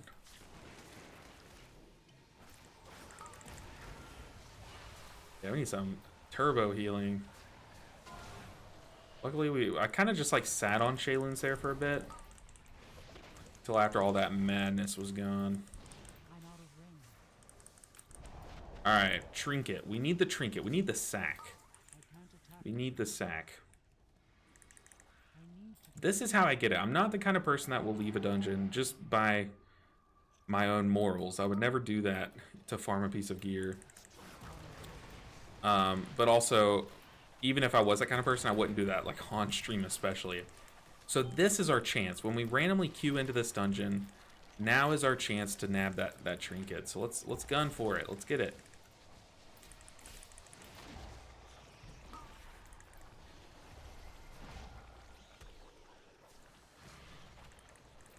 Those bleeds are kind of cranking.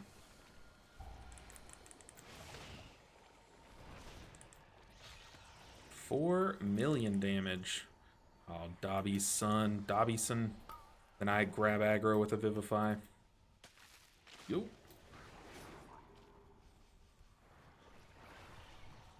I don't know. I'm thinking I might want to swap off of the roll snapping, at least for like raid. It's very good to guarantee Rising Mist, but there have been times where I've rolled and it kind of like snaps me into like a frontal or something. I don't know if that's happening to you guys, but maybe there's a way to like kind of angle your roll around that. But what is my priority when playing Holy Paladin? Okay, you're asking me off the dome, but there are quite a few things you want to consider. So try to never sit on the cooldown of Holy Shock and so never sit at 2 charges of Holy Shock. Try to not sit at 5 Holy Power. Those are 2 pretty good considerations for like early on in your priority list. Also, try to Crusader Strike. One big, like it's a very minor thing that you can do in your rotation, but it's a very big increase to your healing and damage. But try to Crusader Strike after you Holy Shock. Okay, here we go. No trinket. But try to Crusader Strike after you've Holy Shocked and Judgmented, because that'll your Crusader Strike shaves 2 seconds off of both of those. So yeah, definitely try to never let Judgment sit off cooldown. Never sit at 2 charges of Holy Shock, and then after you have both of those on cooldown, Crusader Strike so that you get them back quicker. Daniel Hyatt in the stream. That's one of my good friends in real life. So Daniel Hyatt, thank you for the support. Said sheesh in YouTube chat. Good to see you. As you see, just seeing your name brightened up my day. Are you using Healbot or any add-on? The only add-on that I'm using to that effect is it's called Cell. And then these little cooldowns that you see here are Omni CD. But Cell is really interesting because it's a nameplate add-on that also has built-in click. So it's basically, I used to use Grid 2 and the add-on Click, like both of those add-ons, but this one kind of does the functionality of both because it has built-in click casting but it also tracks like that. So click is very good. Okay, Matronic, you gotta go, buddy. Wrong chat. You picked the wrong chat. Banned. Get out of here. I won't the Tiger Palm Dash. They took it away. A lot of people hated it. I remember it was a thing for Windwalker, and people did not like it. Like they would actively talent away from it. Like I think didn't they end up making a choice node where it was one you would get the buff but not snap to it, and then two you would get the buff and snap to it, and people would like just opt for that one in raid. I don't know. I think when you kind of lose control over your character's movement a little bit, it does get a little sketchy, and it can be good, but it can also be like, ugh, it can get you killed. It can definitely get you killed. Oh, you made the switch to sell. Yeah, a lot of people in chat were harassing me. I'm kidding. They were not harassing, but they were like, hey, you keep saying you wish Grid 2 did that, but Cell does it. Why aren't you just playing with Cell? And I was like, I honestly had never even heard of Cell. And here we are now. I'm like, I don't think I'll ever swap off of it. Maybe one day, but for now, I'm like, I'm very much enjoying Cell. Definitely makes things easier, and I feel like every day that I kind of like get in there and like tinker around with it, I kind of discover a new functionality, one that I didn't think was originally there. And one of my viewers has sent me a bunch of tips for Cell that I haven't even had time to dive into, unfortunately. But he's like, hey, you said that you want to do this, here's how you do it. But it's just like, oh, it's just there's so much functionality that I'm kind of overwhelmed, you know? It's like that good of an add-on, in my opinion. I'm not even sponsored by them. This is just like free endorsement, so very cool add-on. Windwalker's Tiger Palm Dash. Oh, you made the switch Cell. I liked it, but we also had more auto attack range back then, so it didn't move us into the mob. Ah, interesting. Interesting. Oh, the Windwalker buff was a 30% crit buff versus the dash. Of course, crit. Well, I thought the dash, didn't the dash also give you some kind of buff or something? I don't know. I didn't play much Windwalker at that time, so I do not know the semantics, but I just remember that was like a decision point that they had. And yeah, 30% crit buff that you can control when you get it on Windwalker is disgusting, because they are a window-based like DPS spec. At least they used to be when I played it. Could not tell you what they are today, but I would guess they're still a window-based. But that sounds disgusting. Uh-oh, we're stuck.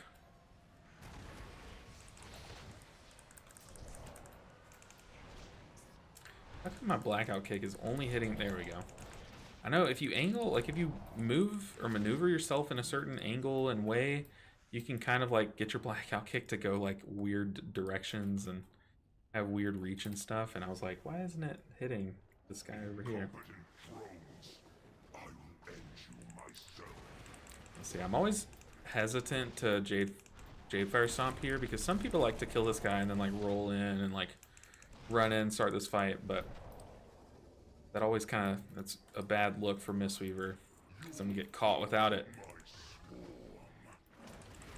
Alright, we are not gonna get knocked off the platform. As a guarantee. We will actively play to not do that.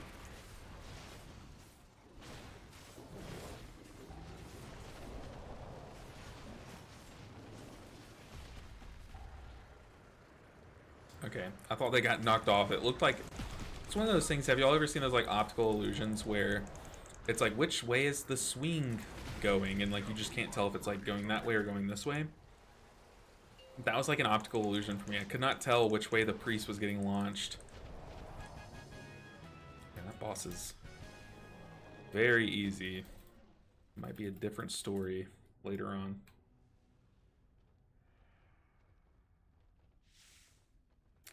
This dungeon, I don't know, I feel like, I always feel bad for the people. So, you know how people like leave after the first boss? Well, I always feel bad for the people like this warrior and this priest, I think, that join in after that, because then they're like, okay, so now I have to do the rest of this dungeon without the chance of getting the trinket, you know? Some people don't mind it, I don't think.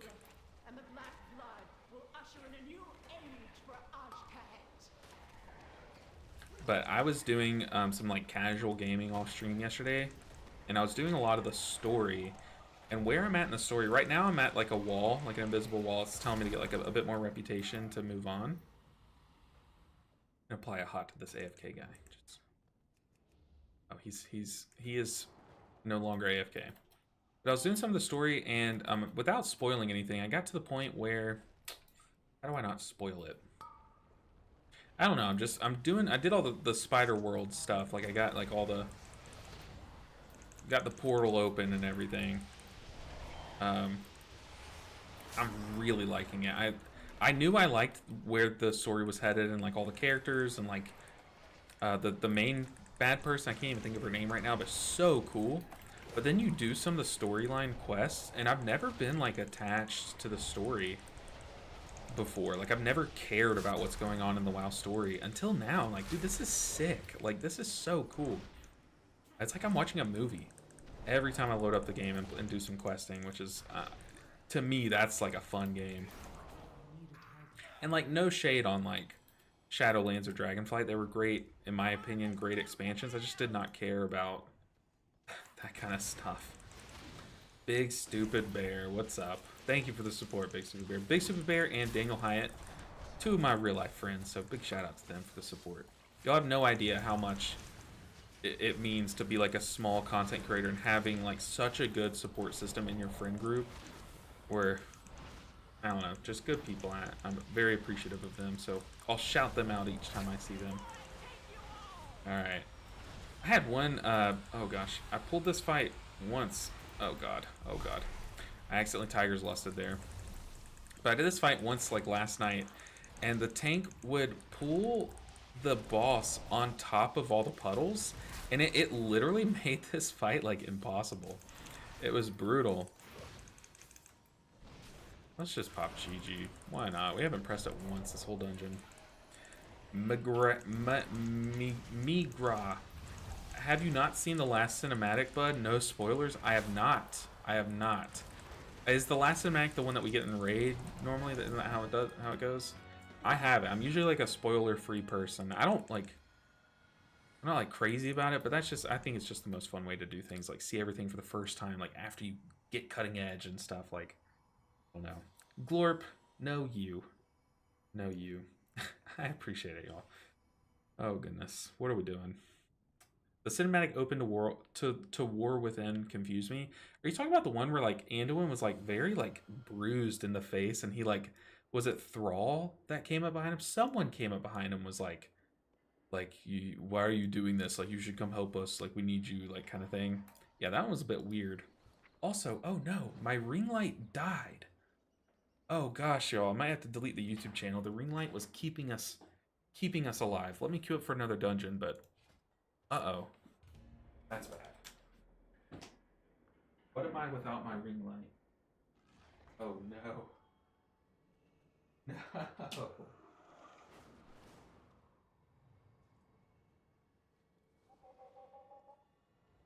So bad. Oh. Well, that sucks. Rest in peace, ring light. Do I just turn the overhead light on? That is way too bright. What do we do? We'll turn the light on.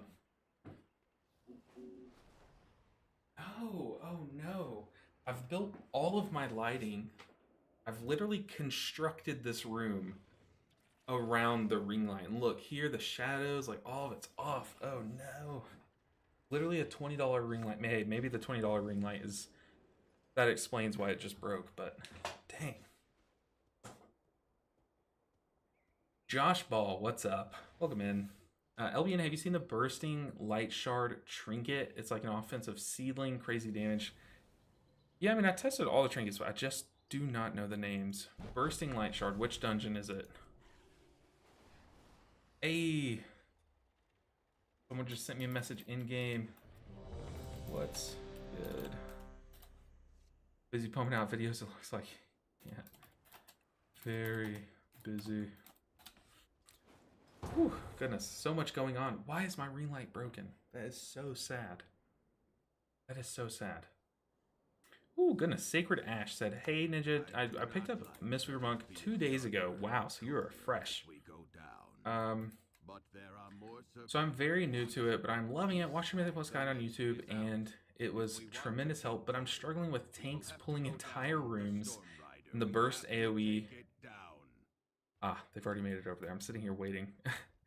And the burst slash AoE damage the entire group takes. I guess what I'm asking is, should I trust my Fistweave combos to out heal, or what should I do? Okay, so they are deep in this dungeon. Oh, they've killed 2 bosses. Or what should I do when the entire group gets melted? Thanks. A lot of it comes with practice. So right now we're in a very weird phase where tanks are giga pulling dungeons, and I like don't think that you need to be like too used to it, because that's gonna end as soon as Mythic Plus comes out. But what I would advise is definitely type a message at the start of your group and just say, hey, I'm newish to Mistweaver, just so you guys know. But outside of that, some people will ignore that. So to answer your question, you can only do so much healing while just spinning Crane Kick spamming in a big pool. So a lot of times you have to supplement that with cooldowns. So being comfortable with the cooldowns that you have on your toolkit is very important. And we do have some very powerful ones, and we do have some that like kind of scale with the damage. So like so definitely get used to like weaving in some of these buttons here, these 4. Try not to like stack too many on top of each other, but don't be afraid to like press, like you'll see me sometimes I'll panic and I'll press like Chiji and then also like revival. Like it's okay to press 2, especially for giant pools. But whew, good grip. But yeah, this, like, your punching and kicking or your spinning crane kicking will be doing a lot of the healing. It should. And as long as you're doing the optimal rotation, you'll kind of get used to what it can handle and what it can't when you should start to supplement those cooldowns. But yeah, it's probably a matter of you're probably just not used to supplementing the correct cooldowns in the correct time, or like when you actually need to add in. So definitely be more, my advice to you is, like, right now, be more aggressive with your cooldowns. So like if you're doing a big pool and you're like, should I pop a cooldown here or should I not, like, should I be having trouble here? Definitely pop the cooldown. Like, pop Chiji, let it help you. Pop revival, get people topped up and healthy so that you're not like as struggling as much. And I think being aggressive and learning to rely on your cooldowns more is probably just good. Don't, like I said, don't get too aggressive and like pop all of your cooldowns, like 4 cooldowns on top of each other. But definitely don't sit on your cooldowns while people are dying. You know what I mean? Yeah. Well, Banner for Azeroth a bit was a good storytelling sword. Okay, that was bad. I leveled my first character in BFA, so like that was my first storyline. I thought it was really cool. I didn't know any of the characters, didn't really care, but I thought it was really cool. Still Vivey King. You don't need them fancy lights. I appreciate you. Okay, what are we doing? Priory? That was a quick dungeon. Priory. Loot. We want trinket. So you said the bursting light shard. Summon a bursting light spawn which sacrifices its health to unleash burst of light. I did a lot of testing with this on one of the specs, and I did like it, but I think there was like another trinket that I kind of leaned for damage, but I probably wasn't just playing around this right. Inflicting holy damage split between nearby enemies every 2 seconds while it lives. I mean, the comparison to Seedling, bursting which sacrifices its health to unleash burst of light. I think I played with this on my Holy Paladin, and I think I was just like setting it and forgetting it. Am I missing something? Is there something you can do with it, interact and get like even more damage out? Because I don't know, but I did like it because it was just like you put it down and it just does damage from what I saw. But I liked the little vortex damage trinket a bit more as like a similar thing, but I found it doing like more consistent damage. I don't know. I didn't really tinker around with damage trinkets too much. I'm kind of feeling defensive. I'm so tired of having damage trinkets. I think I want to do a tier where I just do like good healing. If we heal it up, maybe that's why I didn't like the trinket so much. It loses health like the Seedling. Interesting. I did not know that. Or maybe I did. It's been a long time since I tested trinkets. Like I did that like week 2 of beta testing. I was like, okay, here, let's load them all up, get them all on. Because I kind of prioritize my testing toward like just Mistweaver and all the other healer specs more so than trinkets, because I know that no matter what conclusions I come to with trinkets and what I like the most, there's just like graphical data that will kind of prove it wrong or right, and it's like there's no point in me kind of putting in time there. You know what I mean? Very offensive, no party healing. Interesting. Now I want to try it again. Now I got to get that trinket. So that's cool. That is very cool. But yeah, so like Sacred Ash, you're asking, should it be good enough? It should never be enough to fully heal a dungeon ever. But it should be, you should definitely get used to kind of like leaning on it to carry you until it can't handle anymore. You know what I mean? So it definitely does a set amount of healing, and you'll come across pools that do more damage than that amount of healing. But yeah, definitely, it's bad advice, but get used to supplementing your healing with cooldown. So like if Shaylin's at 10 stacks, pop it. If you're taking big damage, kind of thing. Unfortunately, Priory won't be in the season 1 rotation. Yeah, that's also kind of why I don't like test around with the trinkets a ton. I'm like, I don't know, some of these won't even like be applicable. Hey, Yeti Gaming.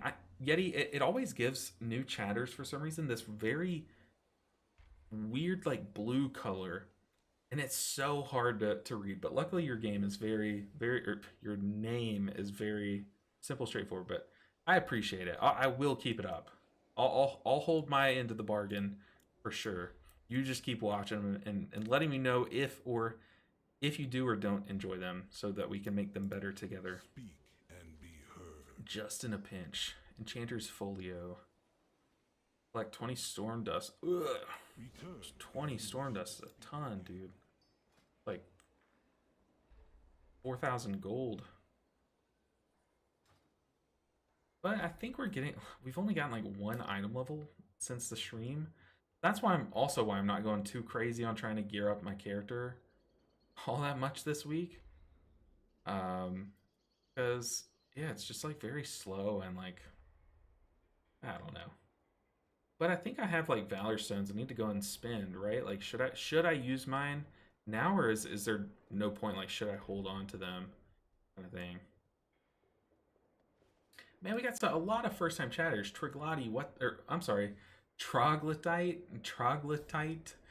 Welcome, man. Hi, LB Ninja. I love your content too. Me myself will try full mastery ancient teachings build. I still believe it will make a punch. Yeah, it's definitely scaling a lot less than it was originally, like especially now that we're into the actual content.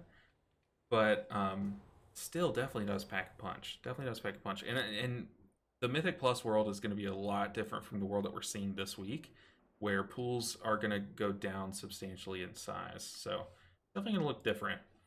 But maybe there's a way. Yeah. I love using Chiji though. Shayloons is the one thing I hold for too long, I think. Yeah, just think of it. Shayloons is a 40-second cooldown. It's a recharge. It's not really a cooldown, but think of it like that. It's a 40-second cooldown. So if you're sitting on it for 20 seconds and you do that twice in a dungeon, you just wasted 1 use of it. Why did I Jadefire Stomp that? But yeah, definitely rely on it more. Just try to press it roughly once every 20 seconds. What's going on there? Like a pet thing? No, the actual factual hunter. Interesting.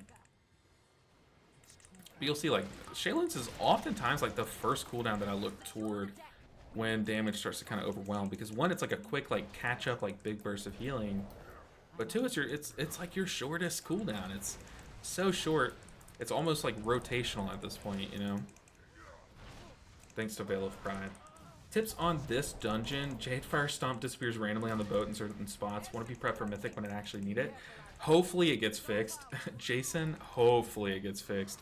But yeah, I definitely feel that same frustration. And look, it also kind of like gets called on terrain because the terrain is moving. I have no idea how it's going to get fixed, but I think what's going to happen when this dungeon hits Mythic Plus is I'm going to end up getting a weak ore that's, oh my gosh, even the flying, I'm getting like, oh my goodness, I'm getting destroyed by flying. But I'm going to get like a weak ore that makes it much more, I just fell through the boat. Okay, so apparently, maybe I should just stop talking because the game is not allowing me to do... Oh my god! What is happening? I'm out of vigor too, so I'm like, okay. I just fell through the boat twice. That is ridiculous. But I'm definitely gonna get a weak aura, like I'm trying to say. Get a weak aura that kind of notifies me when I have my Ancient Concordance buffs, or I guess not Ancient Concordance, Awakened Jadefire buffs, more visually in the center of my screen, so that I know, okay, yeah, my Jadefire Stomp looks like it's over there, but you can see here, I am standing on it, because it's right here. Technically, the visual is just over here, but my buffs are still here, so I don't know, just being more mindful of that. Big stupid bear, what was that? 5 gifted. Holy, hey, got us to the nice number too. Got us to the nice number. Thank you so much, Big Stupid Bear, for all the support to the channel and to me as a person. Such a good friend as well. But 5 gifted. Hey, Big Stupid Bear, by the way, there is a promotion going on where now you should have a pet in the game. So if you ever load up WoW again, there you go, you got a pet. But tips for this dungeon in particular, I guess like that would just be a big one, is like, I think we're gonna have to get like a good weak aura that just lets us know when we have our buffs to rely on, more so than the visual of Jadefire Stomp, as you're asking. Other than that, I mean, this boss is terrifying. I don't know, that to me, that's like the only real like dungeon specific mechanics that I can kind of tell you, you know what I mean? Is just to not worry about what the visual of your Jadefire Stomp looks like. Just go off of what the buffs tell you. Like right now, I'm not on it visually or effectively. I don't know. This dungeon is a crapshoot. Like, I don't know. Hopefully, some big changes happen before Mythic Plus, but it is just its own little beast. But I love how I fell through the boat twice. It's crazy. Dude, how does that happen? Oh my goodness. Yeah, I fall through the boat there every time. You'll love to see it. Dude, we are on a hype train from Senna. Hey, Senna, thank you so much. Getting us off of the nice number, but I guess I'll allow it. Thank you so much, Senna. Thank you so much, Big Stupid Bear. Y'all are the best. 69 subs, nice. Yeah, it's a pretty awesome. It's crazy. It's like we keep... Oh, okay, for some reason I thought these guys were about to tag me. But we keep like breaking my old records, which is like, I didn't think we would, because back then I was like streaming more, and I feel like it's just crazy to me. Y'all are so amazing. And it makes me so excited for the War Within, because I think most of the hype is around the War Within, but y'all are the best. Thank you so much, Senna. And congrats to Zabram, I want to say, and Downright Tight, Pseudo Nick, Bro, BB41, and Gralux, because y'all did just get some really cool emotes. I'll post them in chat, so make sure you're using them. There you go. Oh, I'll post that one twice. How about that? Yeah, those are my emotes, so congrats, guys. But thank you all for the support. Y'all are amazing, seriously.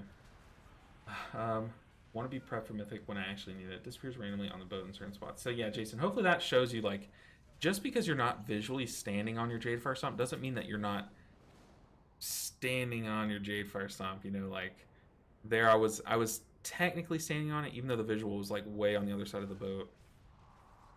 Alright, what are we doing? Where's the squad? How's our tank in there? Our tank up in the sky? Where is our tank? Oh, he's right there. That's weird. Yeah, this dungeon is ridiculous. Definitely ridiculous. Dawnbreaker and M Plus is going to be something, especially on the second boss. See, and that's the thing, is like, I don't know. I don't know. I do not know how to answer that question, because this dungeon is so crap. So crapola. We just got to get in, cross our fingers, and hope. Where's our team? Okay, so they're fighting here. I was over there with Shade Nasty. I should have been over here with the squad.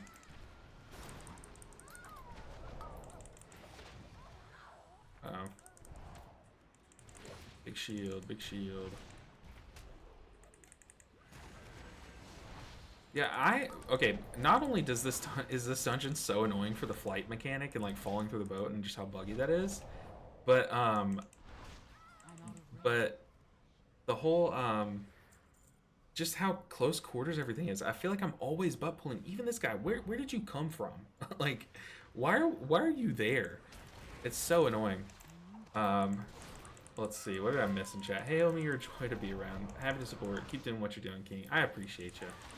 Big Super Bear. What a good friend. What a good friend. Senna, you as well. I guess I can bear Senna. Felicia made it with the coolest emotes in the game, other than my own. Welcome in, guys. Pre-ordered War Within just for all the pre-order bonuses. Interesting. I don't know what I got.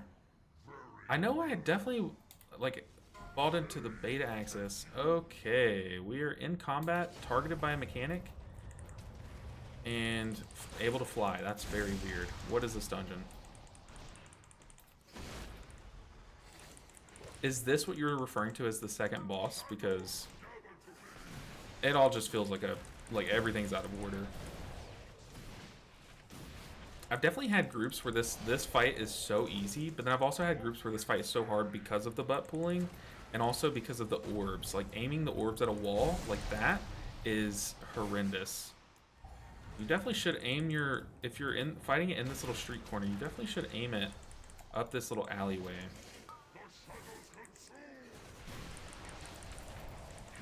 If you can, but these gates even kind of make it so awkward. I guess we can aim it down there, but no. I mean, I'm honestly fine if we let all of them explode. Like, I'd be fine to heal it through it, but not in Mythic Plus. I know that's gonna absolutely truck.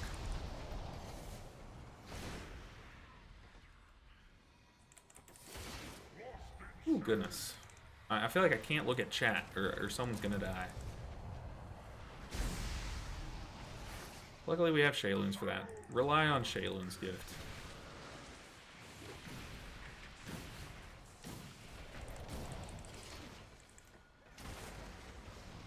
Easy peasy. Hey, our hype train ended, but we got a hype chest. Isn't it hype chests just like give you emotes, right? I don't know much about Twitch. I would think I know a lot, but I do not know a lot about my own profession at this point. Okay, we're fighting these guys, so Tank, you might want to, yeah. We're definitely engaged in combat.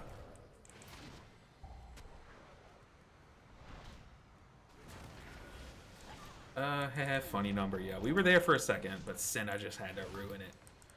I'm just kidding. But I know I bought in early access. So does that count as pre-ordering? I don't pay attention to any of the pets or mounts or anything that they give us, so I'm very bad in that sense. I'm just going to follow the tank. I'm watching my mini-map. I'm going to do a little twirly twirl to fall behind him a bit. Where are we going? We're going this way. Okay. Are we in the water? What's happening? Oh, they're up on the boat. What am I doing? What am I even doing? Dying. Dang. I was watching the mini-map. I didn't even notice the boat. Such an idiot. It was recommended to me to pop Chiji at the start of pools. Is this a smart move, or should I continue to save until the group takes a lot of damage? I wouldn't pop it after the damage. You definitely... I think the advice is different. You want to pop it before the damage happens, but you don't just want to throw it away. So it's like there's not a real way to answer that question, because it's kind of like a happy medium of both. You know what I mean? Like, you definitely want to use Chiji when there's a lot of damage, but you don't want to use Chiji after the damage happens at all. I was just so turned around because I didn't know who to follow there. And I was like, I'm gonna die, but an idiot. It's like there, our J-Fire Stomp is there. You see it, but still the game is saying, okay, you're on your J-Fire Stomp. You're good. Let's move to the right a bit. We're still on it. What even? What even? But the best way to think about it is, if you're playing your Chiji correctly, your first global after pressing the button of Chiji will be very explosive healing. So your first blackout kick will do so much healing. And then on top of that, when you press Chiji, you're going to get a shield. So, like, ideally, you prep your Chiji, everyone's sitting at about 95 to 100% HP. You press Chiji, the shield applies, then your group takes big smacks of damage, but they don't die because they had a shield. And then you press blackout kick and top a bunch of people up. You know, like that's the most like ideal in a vacuum answer, but obviously it doesn't always work out that way. But as long as you're playing around it correctly, ideally you do it right before the damage. But if you're coming up on a big pool, like sometimes you just need it steady throughput to maintain health throughout a pack. So it's like, yeah, sure, if you're coming up to a massive pool, you might need it popped. Just, you know, there might not be one big mechanic that you're prepping for. Instead, you're just prepping for the pool, and you're taking that as the big damage mechanic. Like, oh, we're about to fight 40 mobs, kind of thing. I get so distracted with this. People just fly straight there. Is that a thing? Well, this one. I'm such like a kid in the candy store. I see yellow things, I just have to fly to them. Yeah, that was kind of like a non-answer. I'm so sorry. Hopefully it made sense. Yeah, big hype. Whew. Yes, I've flown straight there, lol. I feel like it killed me. Does it not kill you if you don't like collect enough orbs? I feel like it killed me, or someone said it killed me, and I just like do it. You know? No, it made perfect sense. Okay, like the best way to explain it is kind of explain what Chiji is doing. And I think that kind of helps me understand it. Is like, you want to get value from the shield, but you also want value from that big burst of healing. But also, if you just need the value from its steady throughput, then that makes sense too, you know. It's the thing about Chiji is it's so good and like does so many things that there's so many different right answers for what's an optimal way to use it. And it all just depends on the situation, you know. There's no one right answer kind of thing. We got another formula. We are raking in the formulas. Oh yeah, let's use it. Done with work and finally home. Okay, electric guitars made it out of the freezer, so we can all take a breath of relief. Oh gosh. Do you not do the pet battle world quests? Josh, how do I put this simply? For someone so obsessed with Pokemon, I am the opposite for battle pets or pet battles. I do not like, the last time that a pet battle has crossed my mind was like Shadowland Season 1, you know? Like, I just do not think about it. To me, it's not even in the game, but should I do it? Probably. Is it free? Maybe for people that understand what pet battling is, but I've never taken the time to even consider it, you know? I'm very much like, I like playing the competitive game modes, like raiding and Mythic Plus, and that's kind of it. Let me open my hype chest. What does it give me? Hype chest. I got the Chill Girl emote. Chill Girl emote. Actually, kind of a dope emote. Where is it? Chill Girl emote. How do I use it? What is Twitch? Literally, what is Twitch? It's a cool emote. I like it. That's cool. Good content. Big Monk changes coming in. Are those good, I'm guessing? Couldn't make sense of it. I'm responding to an in-game message. They're kinda...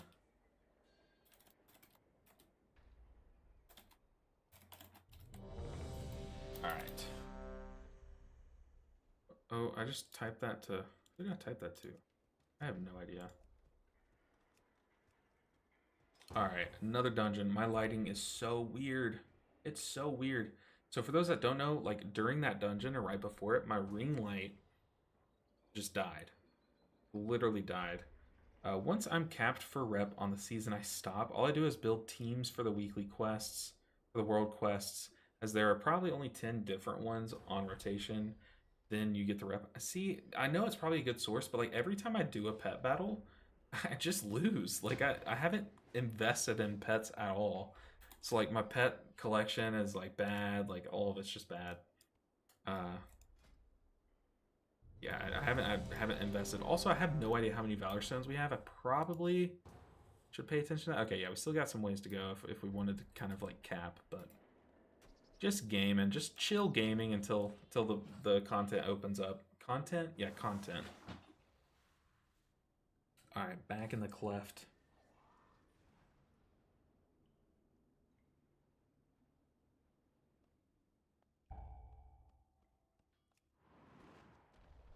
Here we go. Start off with a big juicy pool. Love to see it. While we run up, we're going to apply our renewing mist. And once those kind of clear out, we can start spinning. And then I think we gather behind this pole, right? That's kind of what everyone's been doing. That spell is just called Wallop. We're going to go ahead and pop Celestial Conduit to start things off. I guess we'll life kick in that guy. Don't want to lose him. Hey, what was that? Sacred Ash. Hey, with the Sacred Ash for the Prime sub. Thank you so much. I say it literally until he gets tired, but Jeff Bezos dollars are always welcome here. Thank you so much for the Prime sub. Should I just like revival? Maybe not. I don't know. I think we pop another Shayloons. Oh, he is LOS from me. That's awkward. But thank you so much for the Prime sub. He is to just use level 1 pets. Well, hey, that should work great for me. I have all level 1 pets, but I still lose the fights. I just never put much thought into it. I'm sure I probably have some like good pets like sitting in my bags and stuff or in my collection. I just don't know, you know. The war on the world. The war on the world still crafting. The war. Oh, the war on the world still crafting. Brother Bear, it is. It is. The war on the world is still crafting. Believe it or not. Is the final? Is the 14 still Final Fantasy? See, it doesn't work as well for Final Fantasy, but good to see you, Brother Bear 64. Hope all is well. Hope all is well. And Warm Angor is how I'm gonna say it. I know it's wrong, but thank you for the sub. Tier 1 sub. We are at 72. That is crazy. That is crazy. Y'all are awesome. Y'all are amazing. How do you even get a level 25 pet? LOL. I think I have some. They either came as level 25, or I think there was like some kind of item, like consumable that you could get, or that you could like give to him, like this one. Like I think I gave it like a consumable, and it just auto made it level 25. You know, which is to me makes no sense, but I don't know how otherwise to do that. But I'm sure some of you guys are probably like really into the battle pets, or at least have at some point, and kind of know how to answer that. Is my Final Fantasy still 14? I guess that makes sense. That makes sense. I've heard it is. I've heard it is. But yes, the war on the world is still crafting. As much as people want the war on the world to end, and like the Horde and Alliance thing, I think we still have some problems where like people can't queue with Alliance people if they're a certain race or something, or I don't know. It's just so weird. I feel like my game froze for a second. Everything got quiet.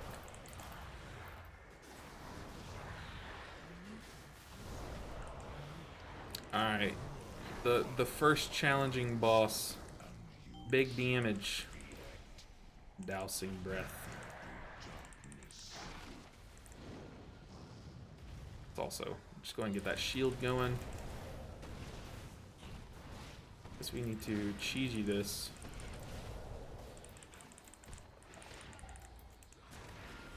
Definitely need to heal up that shaman. Can't let him sit that low that long, but we were kind of caught in a weird spot in our rotation. In Mythic Plus, I definitely would have stopped what I was doing to heal that guy, but here I just know that there's not much threatening damage to kill these people.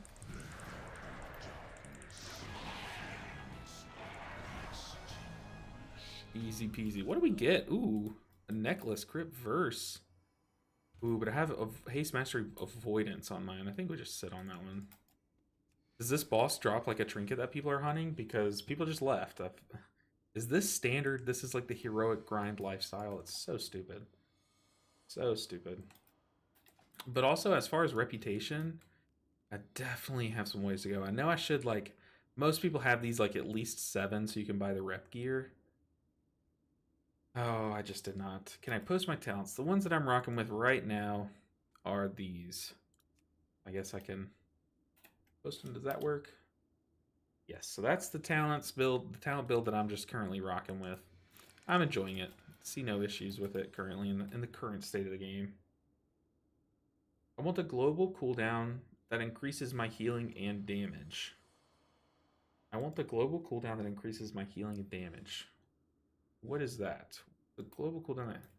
Talking about like Secret Infusion? Secret Infusion? We can swap to it. Is that what you're referring to? Warm Angor. How do you want me to say your name? Is it just War Monger? Or is it Warm Angor? Or is it Warman Gore? There's a lot of options. Almost everyone who farmed rep has like 584 to 590 average now in gear. Yeah, it's pretty crazy, but you know, you can always like make up for those like shortages on the back end. I definitely put more stock in my having all my alts level because y'all know I like to do the challenge of trying to get all of my healer alts to a certain IO at the start of a season, and I'm just trying to get an early jump on that. The worst thing that could happen is like Mythic Plus opens up and I have to go back and farm people to level 70, you know, like ugh, not doing that. And my family, I haven't talked about it a lot, but my family did have some things come up where it did take me away from the game for certain weekends and stuff. Normally where I was planning on doing some of the reputation grind stuff, so I kind of just had to put it on the back burner for personal reasons, but we'll be fine. We'll make up for the item level deficiency with skill, but mostly with grinding Mythic Plus when it comes out. OMG, I'm swiping right so hard right now on this stream. Oh, Luffy. I appreciate you. What would the world be like without Luffy? It would be a lot less fun, I'll tell you that much. I appreciate it. My friends are coming in clutch today. Luffy, Big Stupid Bear, Daniel Hyatt, Senna. I mean, all of them showed up. Skill is greater than gear. Yeah, it's so funny to me how, like, I'm not saying this is the case for everyone, so hopefully no one takes this out of context or takes offense to this, but how so many, there are, just statistically, there are some pretty mid players out there that have done the whole, like, I'm farming this trinket and leaving the dungeon if I don't get it thing. And it's like, you can have that trinket, but you're still going to be a mid player, you know what I mean? Like, you might just want to practice some of the mechanics that'll give you more of a long-term gain and stuff. But yeah, like, they see pros do it, and yeah, it makes perfect sense for pros to do it. But like, just like your average Joe running out and joining up and queuing and then leaving when they don't get a trinket, like, I'm like, okay, like, sure. And hopefully I don't fall in the pit right after saying that, because that would be so embarrassing. Ah, okay, so there's the pit. There's the culprit that killed us earlier. Maybe I am the mid player. But it's like, yeah, you can go for all these min-maxy things, but, you know, is it the best use of your time right now? Probably not for you in particular. But that's just my take. They might want to practice not standing in crap. Yeah, for real. Me included. I need to get better. I need to get back in the competitive mindset groove, because I've definitely laxed up a bit on my mechanical play, and once raid starts, like, I'm gonna have to shape up really quick. So I need to just get better about, like, not standing in all the bad. So I can tell you already, I do not normally play like that, especially during raid season. I am very much a different player in the middle of raid than I am on stream, so I need to get so much better at that. Let's see. Can you push your talents? For Paladin, the wings. Ah, you want that global. I want the global cooldown that increases my healing and damage. So Avenging Wrath Might is what you're looking for. Are you taking Mistweaver to raid? I am. I raid as a Mistweaver. We are a cutting edge guild. Nick might still be in chat here, but Nick is one of my guildies. I think the only guildie that's in chat normally, but yeah, we're a cutting edge guild. We raid 2 nights a week. Very chill, lots of fun guild, and definitely have some people that could be in the bleeding edge conversation if they wanted to, but they have discovered my guild that can still get the cutting edge achievement on 2 nights a week and are like, no, that fits my lifestyle better. In particular, I can think of one of our healers especially that very easily, and I think used to be in the bleeding edge guilds, but he like, you know, he was like, I need to like have kids at this point in life and like do that, and now he raided with us for a while. I think he's now trying to get back more into competitive things, so he just went on to a top 100 guild last year, and whatnot. Yeah, but Nick is one of our go-to DPS. Definitely don't look up Nick's logs because you'll be very disappointed, and it might change your view on me. But no, I'm kidding. Nick's a great player. But other than that, I don't think anyone else in our guild is in chat. Could be wrong though. But guild.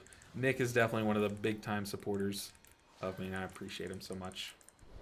I quit raiding when I had kids back at the end of BFA. I know that's like a big story with a lot of people. It's like, yeah, raiding takes up a lot of time, and kids require a lot of time too. Once you have kids, it's like that needs to be your main focus, and I respect people that do. If you can fit it in, like, sure, but it's like when you have kids, they're in almost all cases you have to make like some amount of sacrifices, and raiding is just like an easy one. It's like a very big time sink, and it just makes sense for some people, you know.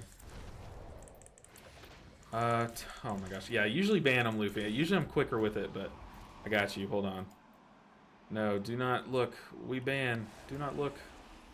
Yeah, it's been fun. That's like the third person I've banned today that all tries to sell like cheap viewers or whatever. Whatever the crap. But we're on candle duty. I wonder what the priority in candle duty is going to be. I know like healers and AUG are going to be up there, but I don't know like what it's going to look like on MDI. Like who are they going to get to run the candle? Probably the healer. I'd guess. It depends on the healer. Like you might want your Resto Druid to have more uptime, for example, than an AUG Evoker, like because of the damage they can put out. But I don't know. Okay, so we did hit our max of Harbinger crests. Harbinger crest. Do y'all say Harbinger or Harbinger? I know it's Harbinger, but I've heard people say Harbinger before. Where do you see your crest now? They are not here. Well, these are. 270. Are they in our currency now? Okay, yeah, so they are in our currency. So we're capped on those. We still need Valor Stones. What time is it? It's only 3:30. Very nice. Edge. Interesting.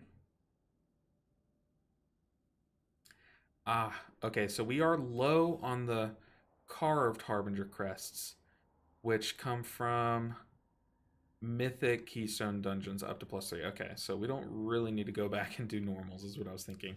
Let's just run it back. We're having a good time running some Mistweaver dungeons. I miss playing the Mistweaver while we were leveling our alts, so why not? Why not? Cool content, bro. Keep it up. Hey, Boz Faraz, I appreciate you. I'll keep it up. I'm not going anywhere. I make the videos that I would enjoy to watch. So so what am I saying? So I enjoy making the videos is what I'm trying to say. So I love making content. I love you guys. Like y'all are just, I have the best viewers like out there for sure. Okay, let's find a group. Just running it back. Why not? Why not? Get those Valor Stones. I guess we could actually, let's cancel this. Should I spend my Valor Stones now, or are people sitting on them? Like, are people actually using their Valor Stones? What are you guys doing? I noticed the glow on your frames. Is it only glowing on the person with the lowest remaining time for renewing mist? Yeah, it's a weak aura. You're talking about this border. It's a weak aura. I don't really use it that often, but I don't use that aspect of this weak aura that often, but it's tied to this part. Is it this one? Yes, it's this one. And what this weak aura does is right here, it shows you the duration of your lowest one. It also highlights that person so you can know to reapply it. But it also shows you your count, how many renewing mist you have out, which is very nice. It's in my Discord. I have it posted in my Discord. It's called Renewing Mist Count plus Lowest.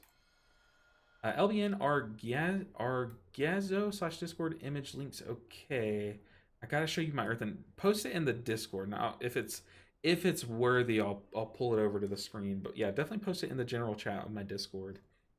I'm upgrading just before I hit 2K, then making sure I'm capped at 2K before tomorrow. Okay, so it's not like a permanent cap. We can basically go. Interesting. That's interesting. Thank you, Luffy. Thank you, Luffy. Okay, let's hop back in at, well, so like, should I spend my Valor is basically the easy question. Should I just like upgrade weapons and stuff? Because we definitely could climb up some eye level if we spend.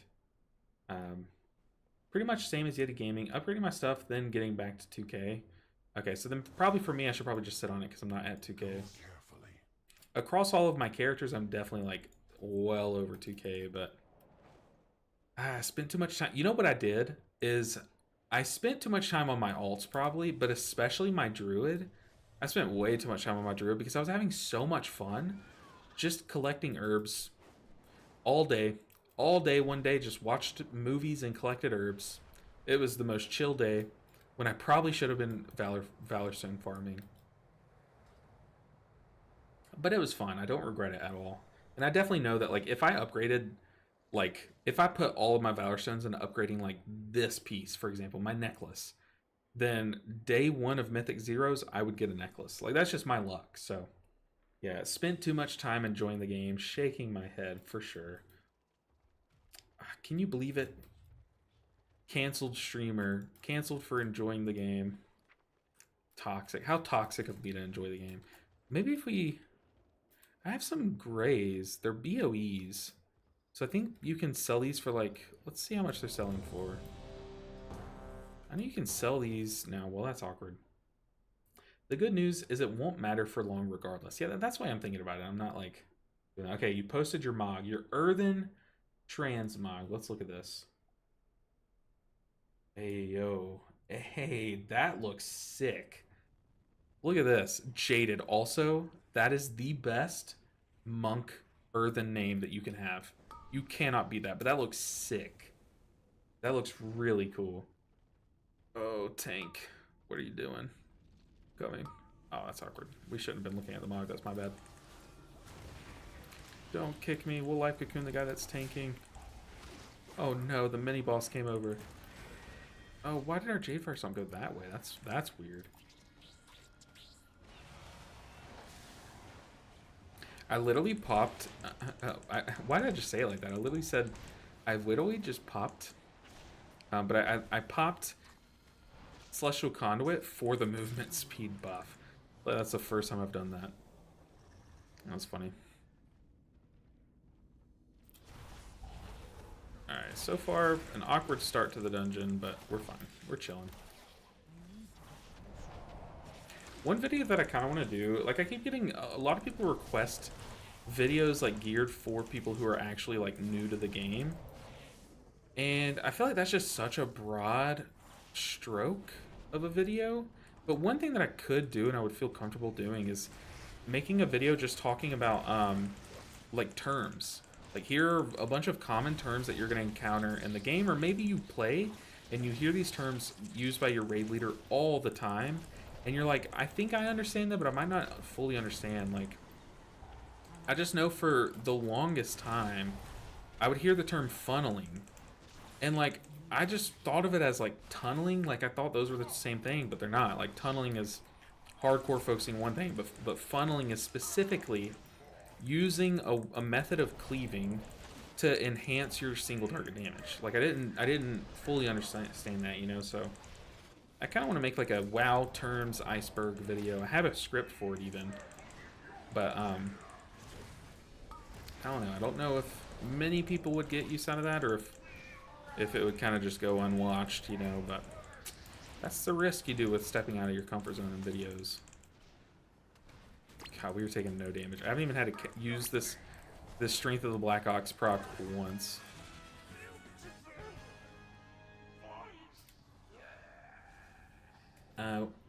Let's see. It's all relative. For someone who commits to Mythic Plus as much as you will gain stones and crests so fast compared to others who engage far less in the system. I agree. That's what y'all don't understand. Well, some of you might, who have seen me actually like hardcore grind this game. When I grind this game, it's like Asmongold level, like unmatched amounts of like loser stuck in his room all day. So I know once Mythic Plus drops, like I know I'm gonna be like hardcore slamming, and I'll definitely hit Valor Cap then to where it wouldn't have mattered if I hit it today, you know what I mean? So that's just how I'm looking at it. I could be wrong and I could like regret that in the long run, but I'm having fun with the method I'm going at, and so for that reason I don't think I'm wrong in doing so. Let's see. With the Jade Knuckles, I definitely want to pull back up your transmog, but it looks almost as cool as the name is. The naming of Jaded for an earthen monk is like still mind-blowingly genius, like perfect. Very jealous of that name. Very jealous. I've been playing for years and can use that video on terms. Okay, so then if that's the case, because like I said, like I was playing for years and like my raid leader would like talk to DPS about funneling, and I thought it didn't apply to me because I was like, that's a DPS term. I shouldn't really like figure out what they're really meaning by that. But turns out as a Mistweaver monk, we funnel.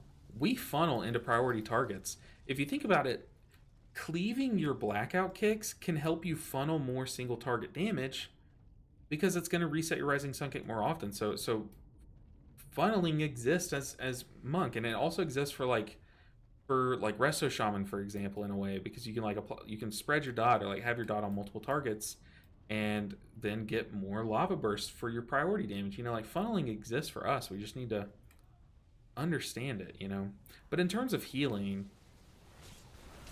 let's see, does funneling exist outside of like enhancing your ancient teachings and stuff? I don't know. I'd have to put more thought into it. I'm sure there's like some mechanics where funneling could exist. I guess like abundance for resto druid's a good example. The more rejuvenations you have out, the more likely your regrowth is to like crit or something. So that in a way is like funneling, you know. It's like using your AoE capabilities to enhance your single target capabilities kind of thing. I don't know. That's just how I look at it. Alright. Where are we going? This dungeon is so so boring. Oh, it's a cool one, but it's like this little RP part for me is just like, oh, you do it so many times on beta, you're like, ugh. I'm over it.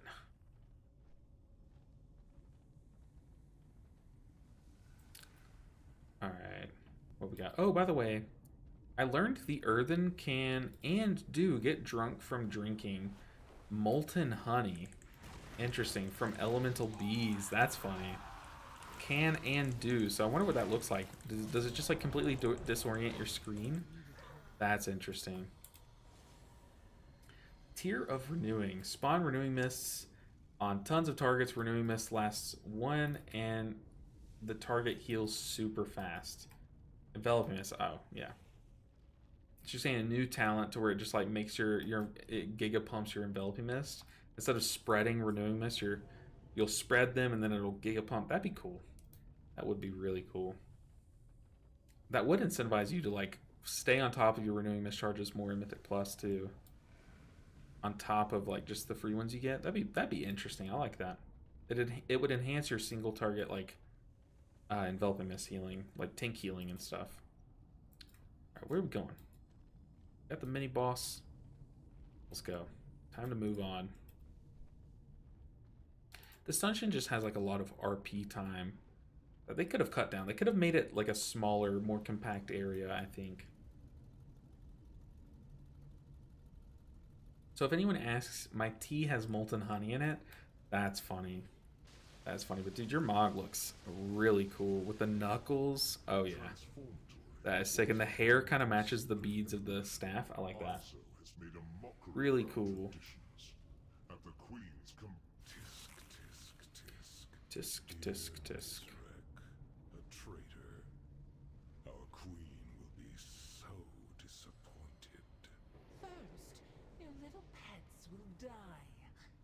Then we'll make you speak. Let's go. How do you guys say these bosses' names? Nyx and Vix? Nex and Vex? Nox and Vox? All of it kind of makes sense.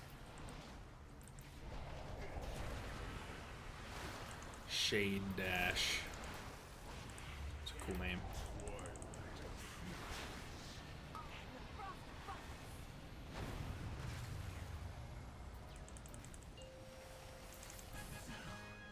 Easy. Easy peasy. Man, I'm so sad about my ring light.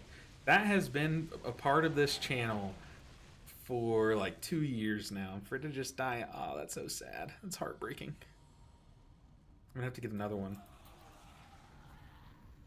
In order to be a true influencer of any sort, you need to have a ring light. That's just like step one. Hard casting and enveloping mist. And he LOS'd it anyway, so that's embarrassing.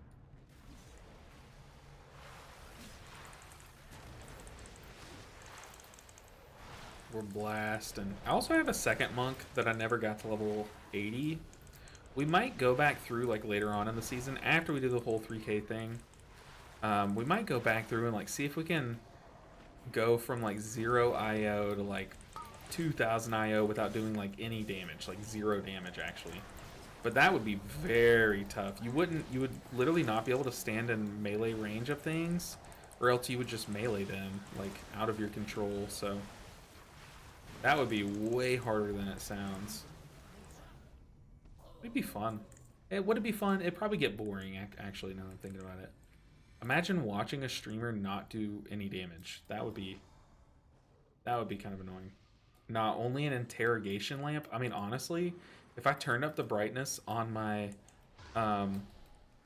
ring light and set it to the white color, it felt like an interrogation lamp. It was brutal.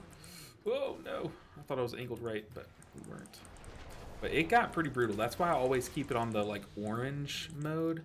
It looks like candlelight, and also face it toward the wall so that it's not aimed right at me and it doesn't like completely blast my eyes. But we did have it angled at me during the 3K series, and man, it just made it that much more hard to play. Like, it was very hard to play the game while you can't, like, you're literally getting flash banged, you know.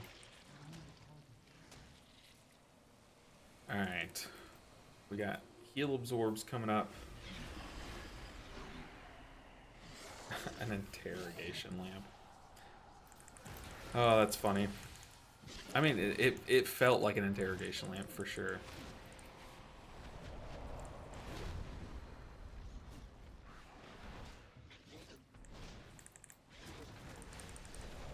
The coagulation. It's a cool name.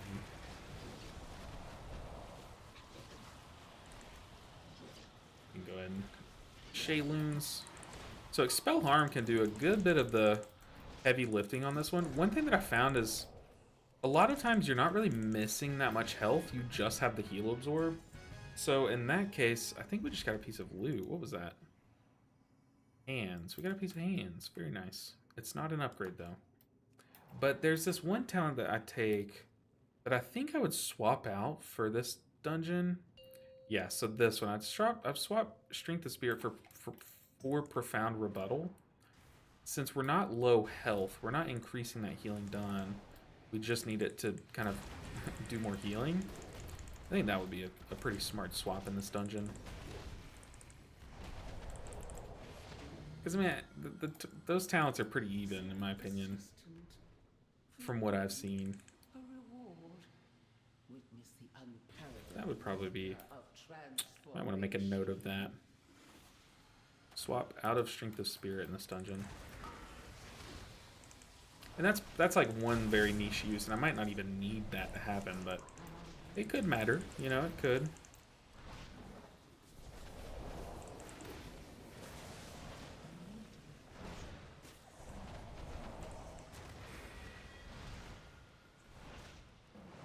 Hey, what's up, Jay Blaze?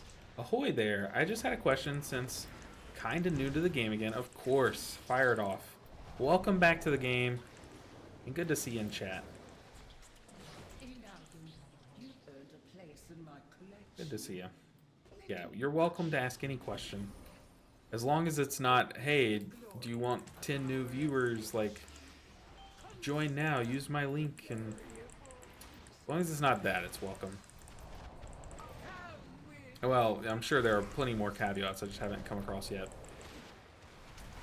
But y'all know, most of the stream is just me answering questions.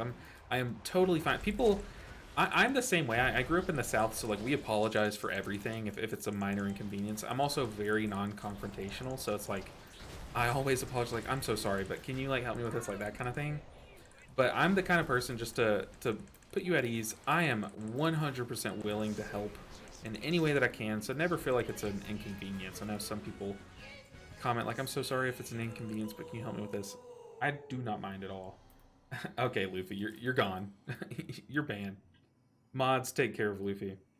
Since it's alt friendly, should I focus on one character to 80? I guess is max level and then work on others. Let's see. So the timing of your question is a little hard, makes it a little harder because we have more content opening up tomorrow. But Jblaze, since you're newer, I would definitely advise playing like one or two characters that you really think you might want to play long term. Try like use this time to like test them out. Like which one do I really want to devote my time to? And then once you pick one, like once you land on one, you're like, okay, this is the healer or the character that I want to play. I would try to go a bit harder on that one, like because the reason why I say to stick to one character more once you've figured out what you actually want to play is because it allows you to kind of like get deeper into the game. My voice just cracked. Deeper into the game and explore more and like unlock deeper quest lines and like see more of the story. Whereas if you spread yourself too thin across multiple characters when starting off, it can be very taxing and like then you don't get to see as much of the game and stuff, and it's like that can be less enjoyable. But you'll see like streamers or people who like are hardcore into the game or are not new and like returning, you'll see them like level multiple characters, and that's because that's what this whole like time period is used for and stuff, and like but when you're first starting you definitely should probably stick to one character, but give yourself some time to explore some others to pick that one character and then hardcore stick to it. But Phil Rue, thank you for the Prime sub. I don't know how to say that word, and it's funny because one of mine and my wife's favorite recipes requires us to make a roux or a ROUX. It requires us to make that as part of the recipe, and I do not know how to say that. So correct me if I'm wrong, but is it roux? We make it, but we don't know how to say it. But it's a very good recipe. Joshua said, I made my first monk and trying to be a flex player. Healing being the most difficult so far. It's weird that I can't find many videos of actual dungeon runs. Maybe it's because there's no mythic. Yeah, honestly, Joshua, that is kind of what it is. But you're tuning into the right stream. I've been playing dungeons the whole time. So if you want to go back, use this VOD, this recording of my stream as a video. I've been playing Mistweaver the entire video or the entire stream, and you can always go back and start from the beginning and watch multiple dungeons kind of thing. We had one that would actually be a good one for you to watch, a good dungeon. I did the Cinder Brew, like distillery. What's that even called? We did if you can find the part of this video where I did the Cinder Brew Meadery, it was definitely a slog, a very difficult dungeon. That would probably be fun to watch and watch me panic a bit because we definitely died a bunch, but it was a good time. But yeah, there aren't that many videos. Like for me as someone who makes videos, like I don't know if people would want to, I guess people would, but like not, the way I see it, not many people would really want to watch me do a heroic dungeon. Maybe, so for me, I'm kind of trying to just like wait a bit until Mythic comes out and then you'll see more videos and gameplay and stuff. But also like as a monk, there's a lot less Mistweaver monks than there are other like warriors and stuff. Like look here, we get 2 warriors as I'm saying it. There's a lot less of us out there. We're few and far between. Phil said, hey my man, turn out we're going to be guildies. Interesting. Didn't even know you were in high 5 before someone told me. Uh-oh, so that means that our guildies are talking about me. I have no idea what our guildies would say about me, but hopefully it was good things. But hey, I look forward to raiding with you if that's the case. But yeah, I love our guild, so welcome to the guild. It's definitely, I've been in a couple different guilds, and it's definitely by a lot the best guild. Like atmosphere wise, obviously player wise, we have some insanely good players, and I've had some very good raid leaders in my time, and our raid leader is hands down the best. Our raid leader is insanely good, so I think you're in for a treat. You definitely found the right guild, and I'm excited to play alongside you. And also, if anyone else in here is looking for a guild, I'm sure we are always recruiting. I don't know for healers. We have a pretty stacked healer roster, especially now that Nick is joining our healer roster, but we definitely are always looking for various DPS. We have a lot of like people that are, oh, I'm a diehard this spec, I'm a diehard that spec. So it's like we're always kind of looking for different things like to fill that. You know what I mean? Like we have like one guy, he's gonna play Warlock, like for sure. And so like if I don't know, that kind of leads to us having some holes in our roster in terms of like different classes and specs and stuff. But Phil, interesting. So who recruited you, by the way?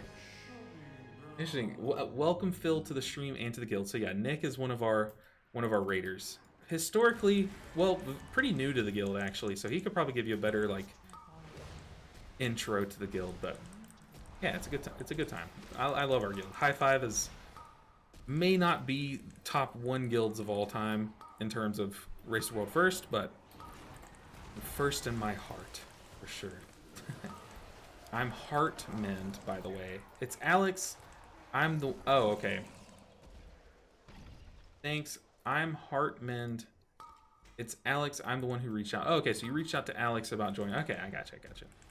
Yeah, welcome into the guild. That's cool. Watching the stream, too. Appreciate the support.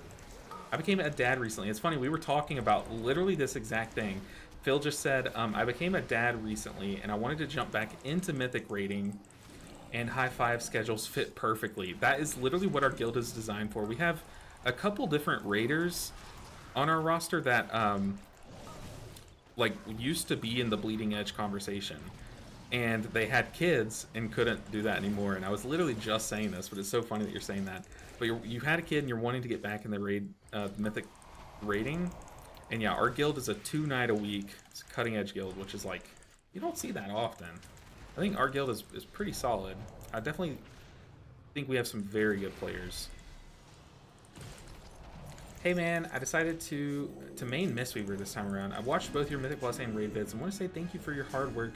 They helped a lot since this spec is so damn complicated. Yeah, it's like, it's funny because when you look up like videos of people saying what's the easiest healer to play, some people say Mistweaver, and it's like, it's easy for you to say Mistweaver if you don't really play Mistweaver, but like, man, it's like, there are a lot of intricacies, so I welcome you to Mistweaver, and I think you made a good choice, and hopefully I can give you some good insight along the way.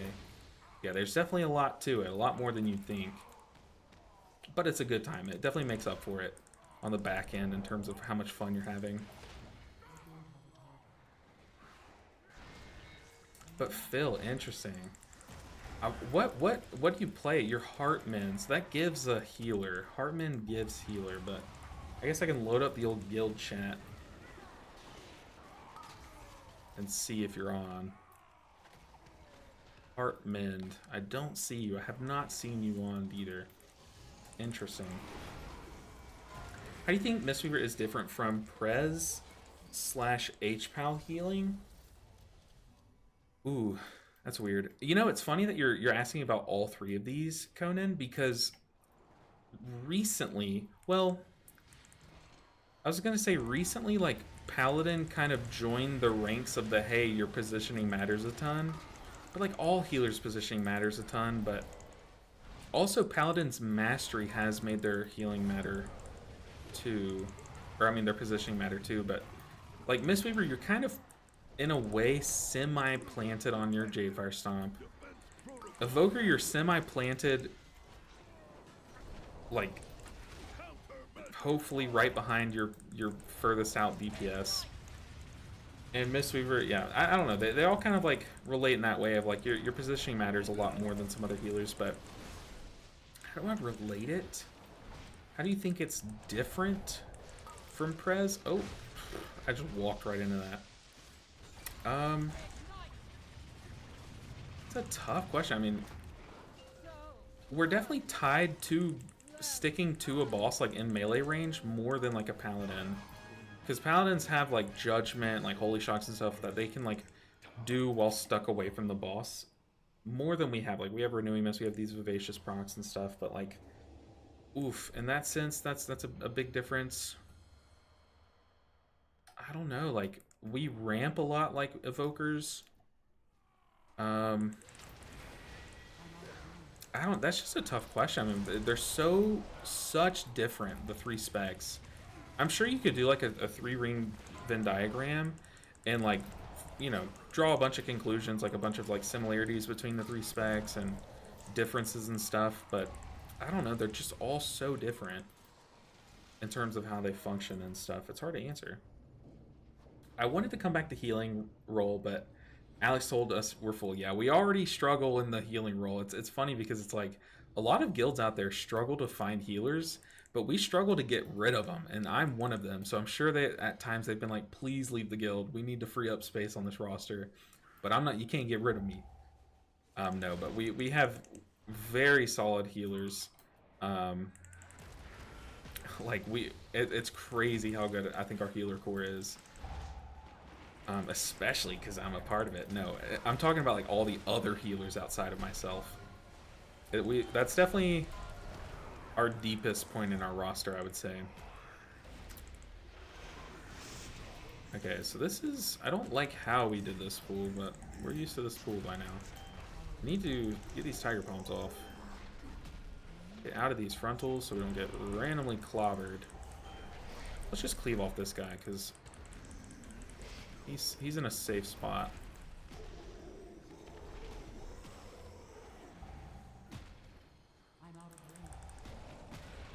Whew.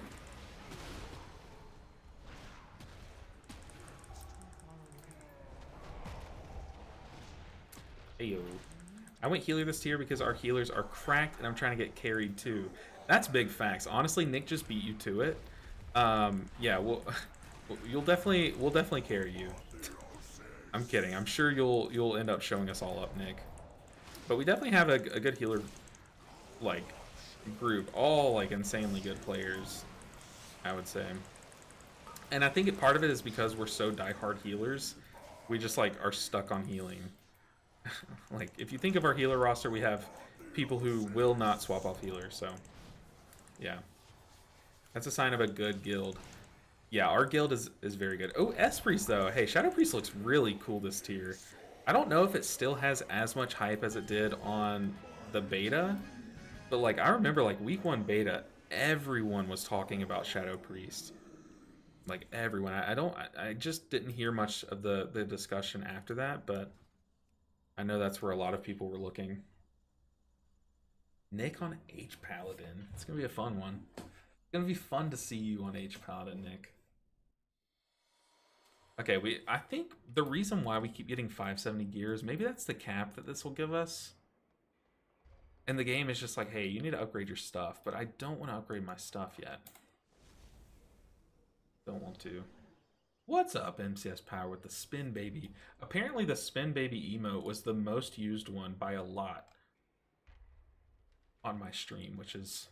It's fun because that was my favorite one. That one and the Boo-hoo one were my favorite when I was making them.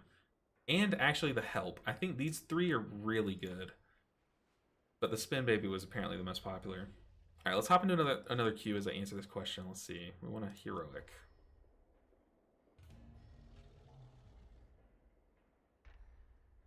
Phil, you and me both. Man, I just fell in love with Weaver visuals, throwing galaxies at people. I'm fucking down, yeah. Weaver is sick. I've played it on Disc Priest. I have not played it on Shadow, but man, it's a sick one. And it's like on Disc Priest, it kind of, I'm sure it's the same way for Shadow Priest, but it kind of just like enhances what you were already doing in a rotational like stance, but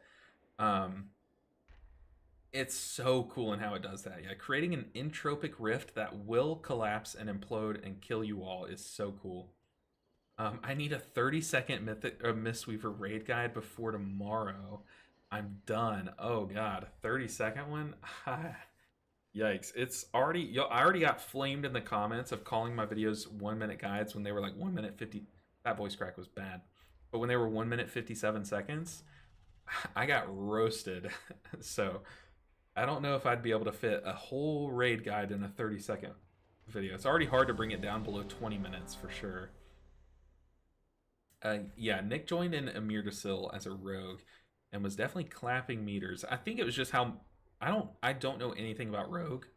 God, my voice is going crazy today. But I think it was the whole, like, on pool, you just jumped up to, like, 2 million DPS every pool. But you were looking pretty fat on the meters, Nick. You definitely had a good introduction, in my opinion. Maybe I'm way off, but yeah. Do you have a cell profile? I do. I don't have it like released yet. I still want to tinker with it more, but maybe I just like go ahead and drop it, upload it somewhere. But I definitely made this, and it's like there's not too many things that I've changed, but I've definitely tweaked it in a way that I enjoy. Yeah, lots of decent people in the guild. Hope you enjoy your time raiding with us. Yeah, I think you will. We have a fun time during raid, for sure. Yeah, I had a really good vibe when talking to Alex. Yeah, Alex is also just such a good introduction to the guild because he's definitely a very nice person. Looking in the chat and Discord also, it seems lively. Definitely, I would... Okay, hold up. I would advise muting someone at least until you get used to the guild. I would definitely advise, like, not reading anything that... what's his name in Discord? Nick, you might know who I'm talking about. What's his name in Discord? I would definitely advise just don't draw any conclusions about the guild when reading Silent Tree Daddy, I think. But that's Muya. He is our Resto Druid. He is a very good time. A very good time, but definitely says some funny stuff in chat. Or in our Discord. Yeah, Muya. See, I love how Nick kind of knew who I was going to say. Because I just remember when I first joined our guild, I joined the chat that was... We have one channel in our Discord that is just like... just wild. And he definitely runs the show there, and it's a good time. He's definitely a lot of fun. He literally will be raiding, and he'll just say the most off-the-walls, like, Resto Druid thing I've ever heard. And it cracks me up. Like, he keeps me laughing. So it's definitely a good time, though. Our guild is a lot of fun.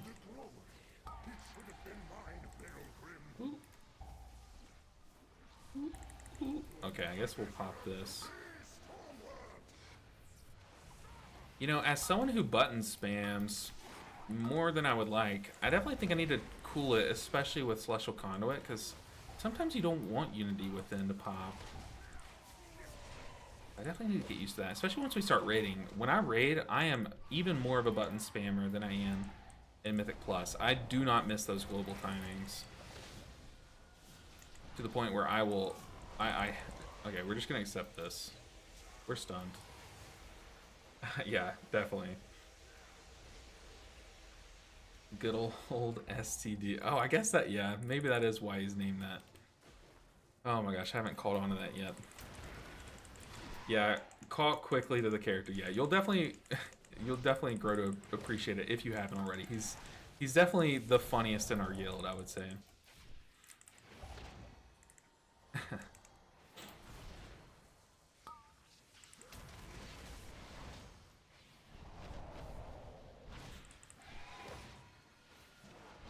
Oh god, I'm just thinking about that chat. It's just the most off the walls chat in our Discord. Man, I am excited though. I wonder if... I'm sure our guildies are gonna like be logging on tomorrow doing some Mythic Zeros, but I'm excited to play with the boys again. It's been way too long. Literally, I think the last time I played with most of them was Firac. Or, wait, was that the last season? Oh my god, I'm already forgetting. But whatever the final Mythic boss was the last time I played with them, which has been too long. I miss playing with our guild. How does that not reach? How's the range on that not? Catch it.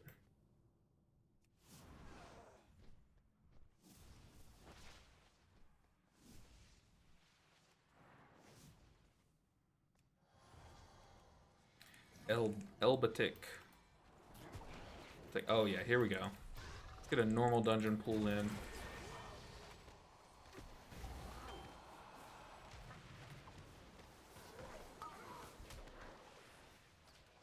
Go crazy. I want to spin. But that's nice. I appreciate you stopping in the chat too. That's very... I really do appreciate that a ton. More than... It's literally making me speechless right now. That's how much. Got an AFK guy. We'll give him some time, I guess. Something might have come up. You never know. I thought I rolled out of it in time. He's not AFK, he's here. See, just be patient. People will come back. Oh, maybe he is AFK. Nah, we're chilling.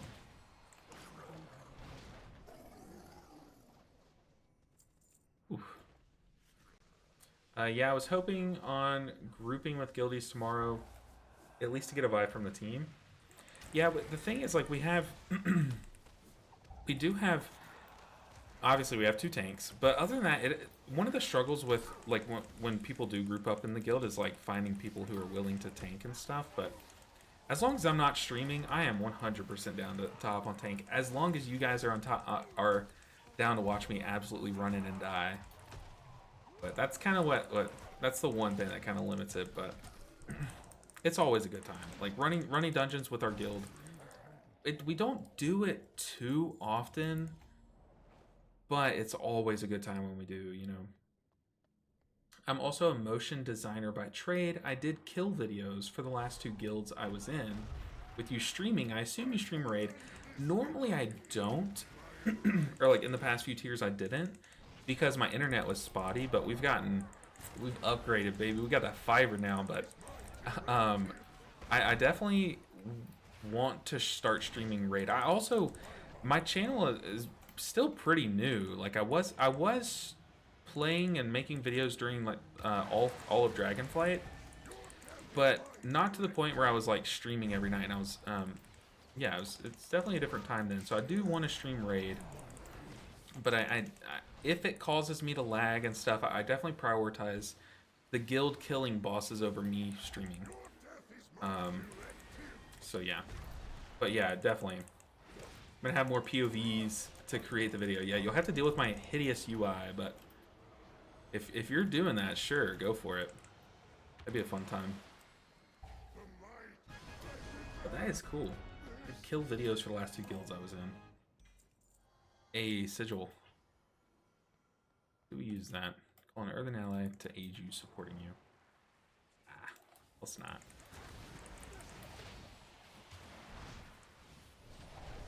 I definitely do want to stream raid. I don't know when I'll start. I don't know when our guild's starting raid. I need to check up on that. If it's tomorrow or what. Like, I have no idea.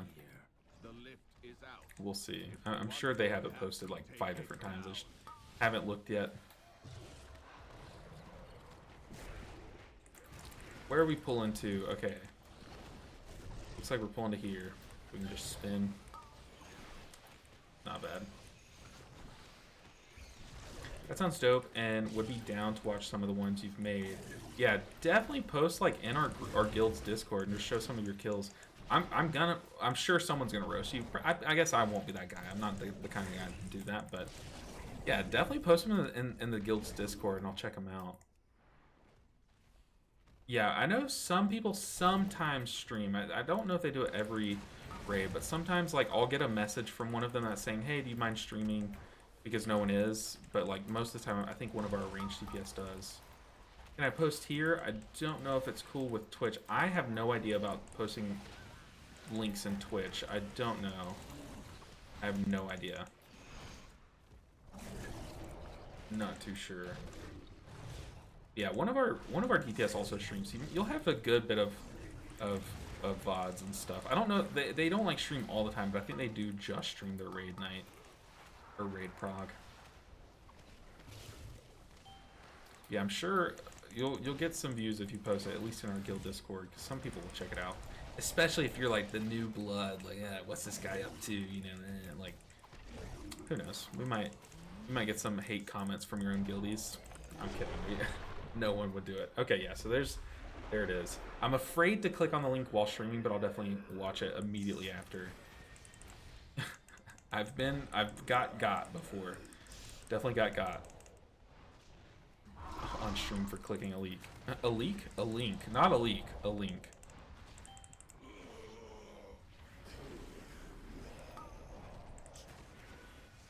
Come on, this wood plank blocked my J-Fire saw? That's cringe.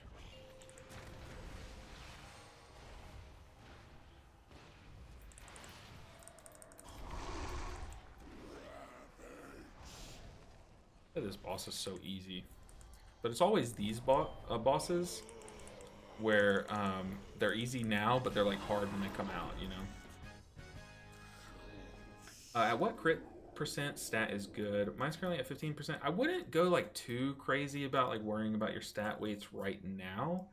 But Easty Evo, I would absolutely advise simming your character because it's like it's so easy for me to like give you a number, but that doesn't take the full scope into account, and your other stats do play effect on your stat. But crit is normally a stat where you're fine to like push it a good bit, at least to like the new breakpoint 20%.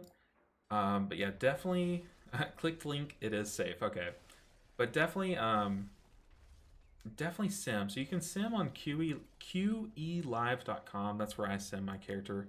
But just to give you the most full scope of your character and what the best stats would be, definitely look into that. Yeah, 20% I'm pretty sure is the new breakpoint, unless they've changed it. Or at least the not the new breakpoint, the new point of diminishing returns. It used to be 30.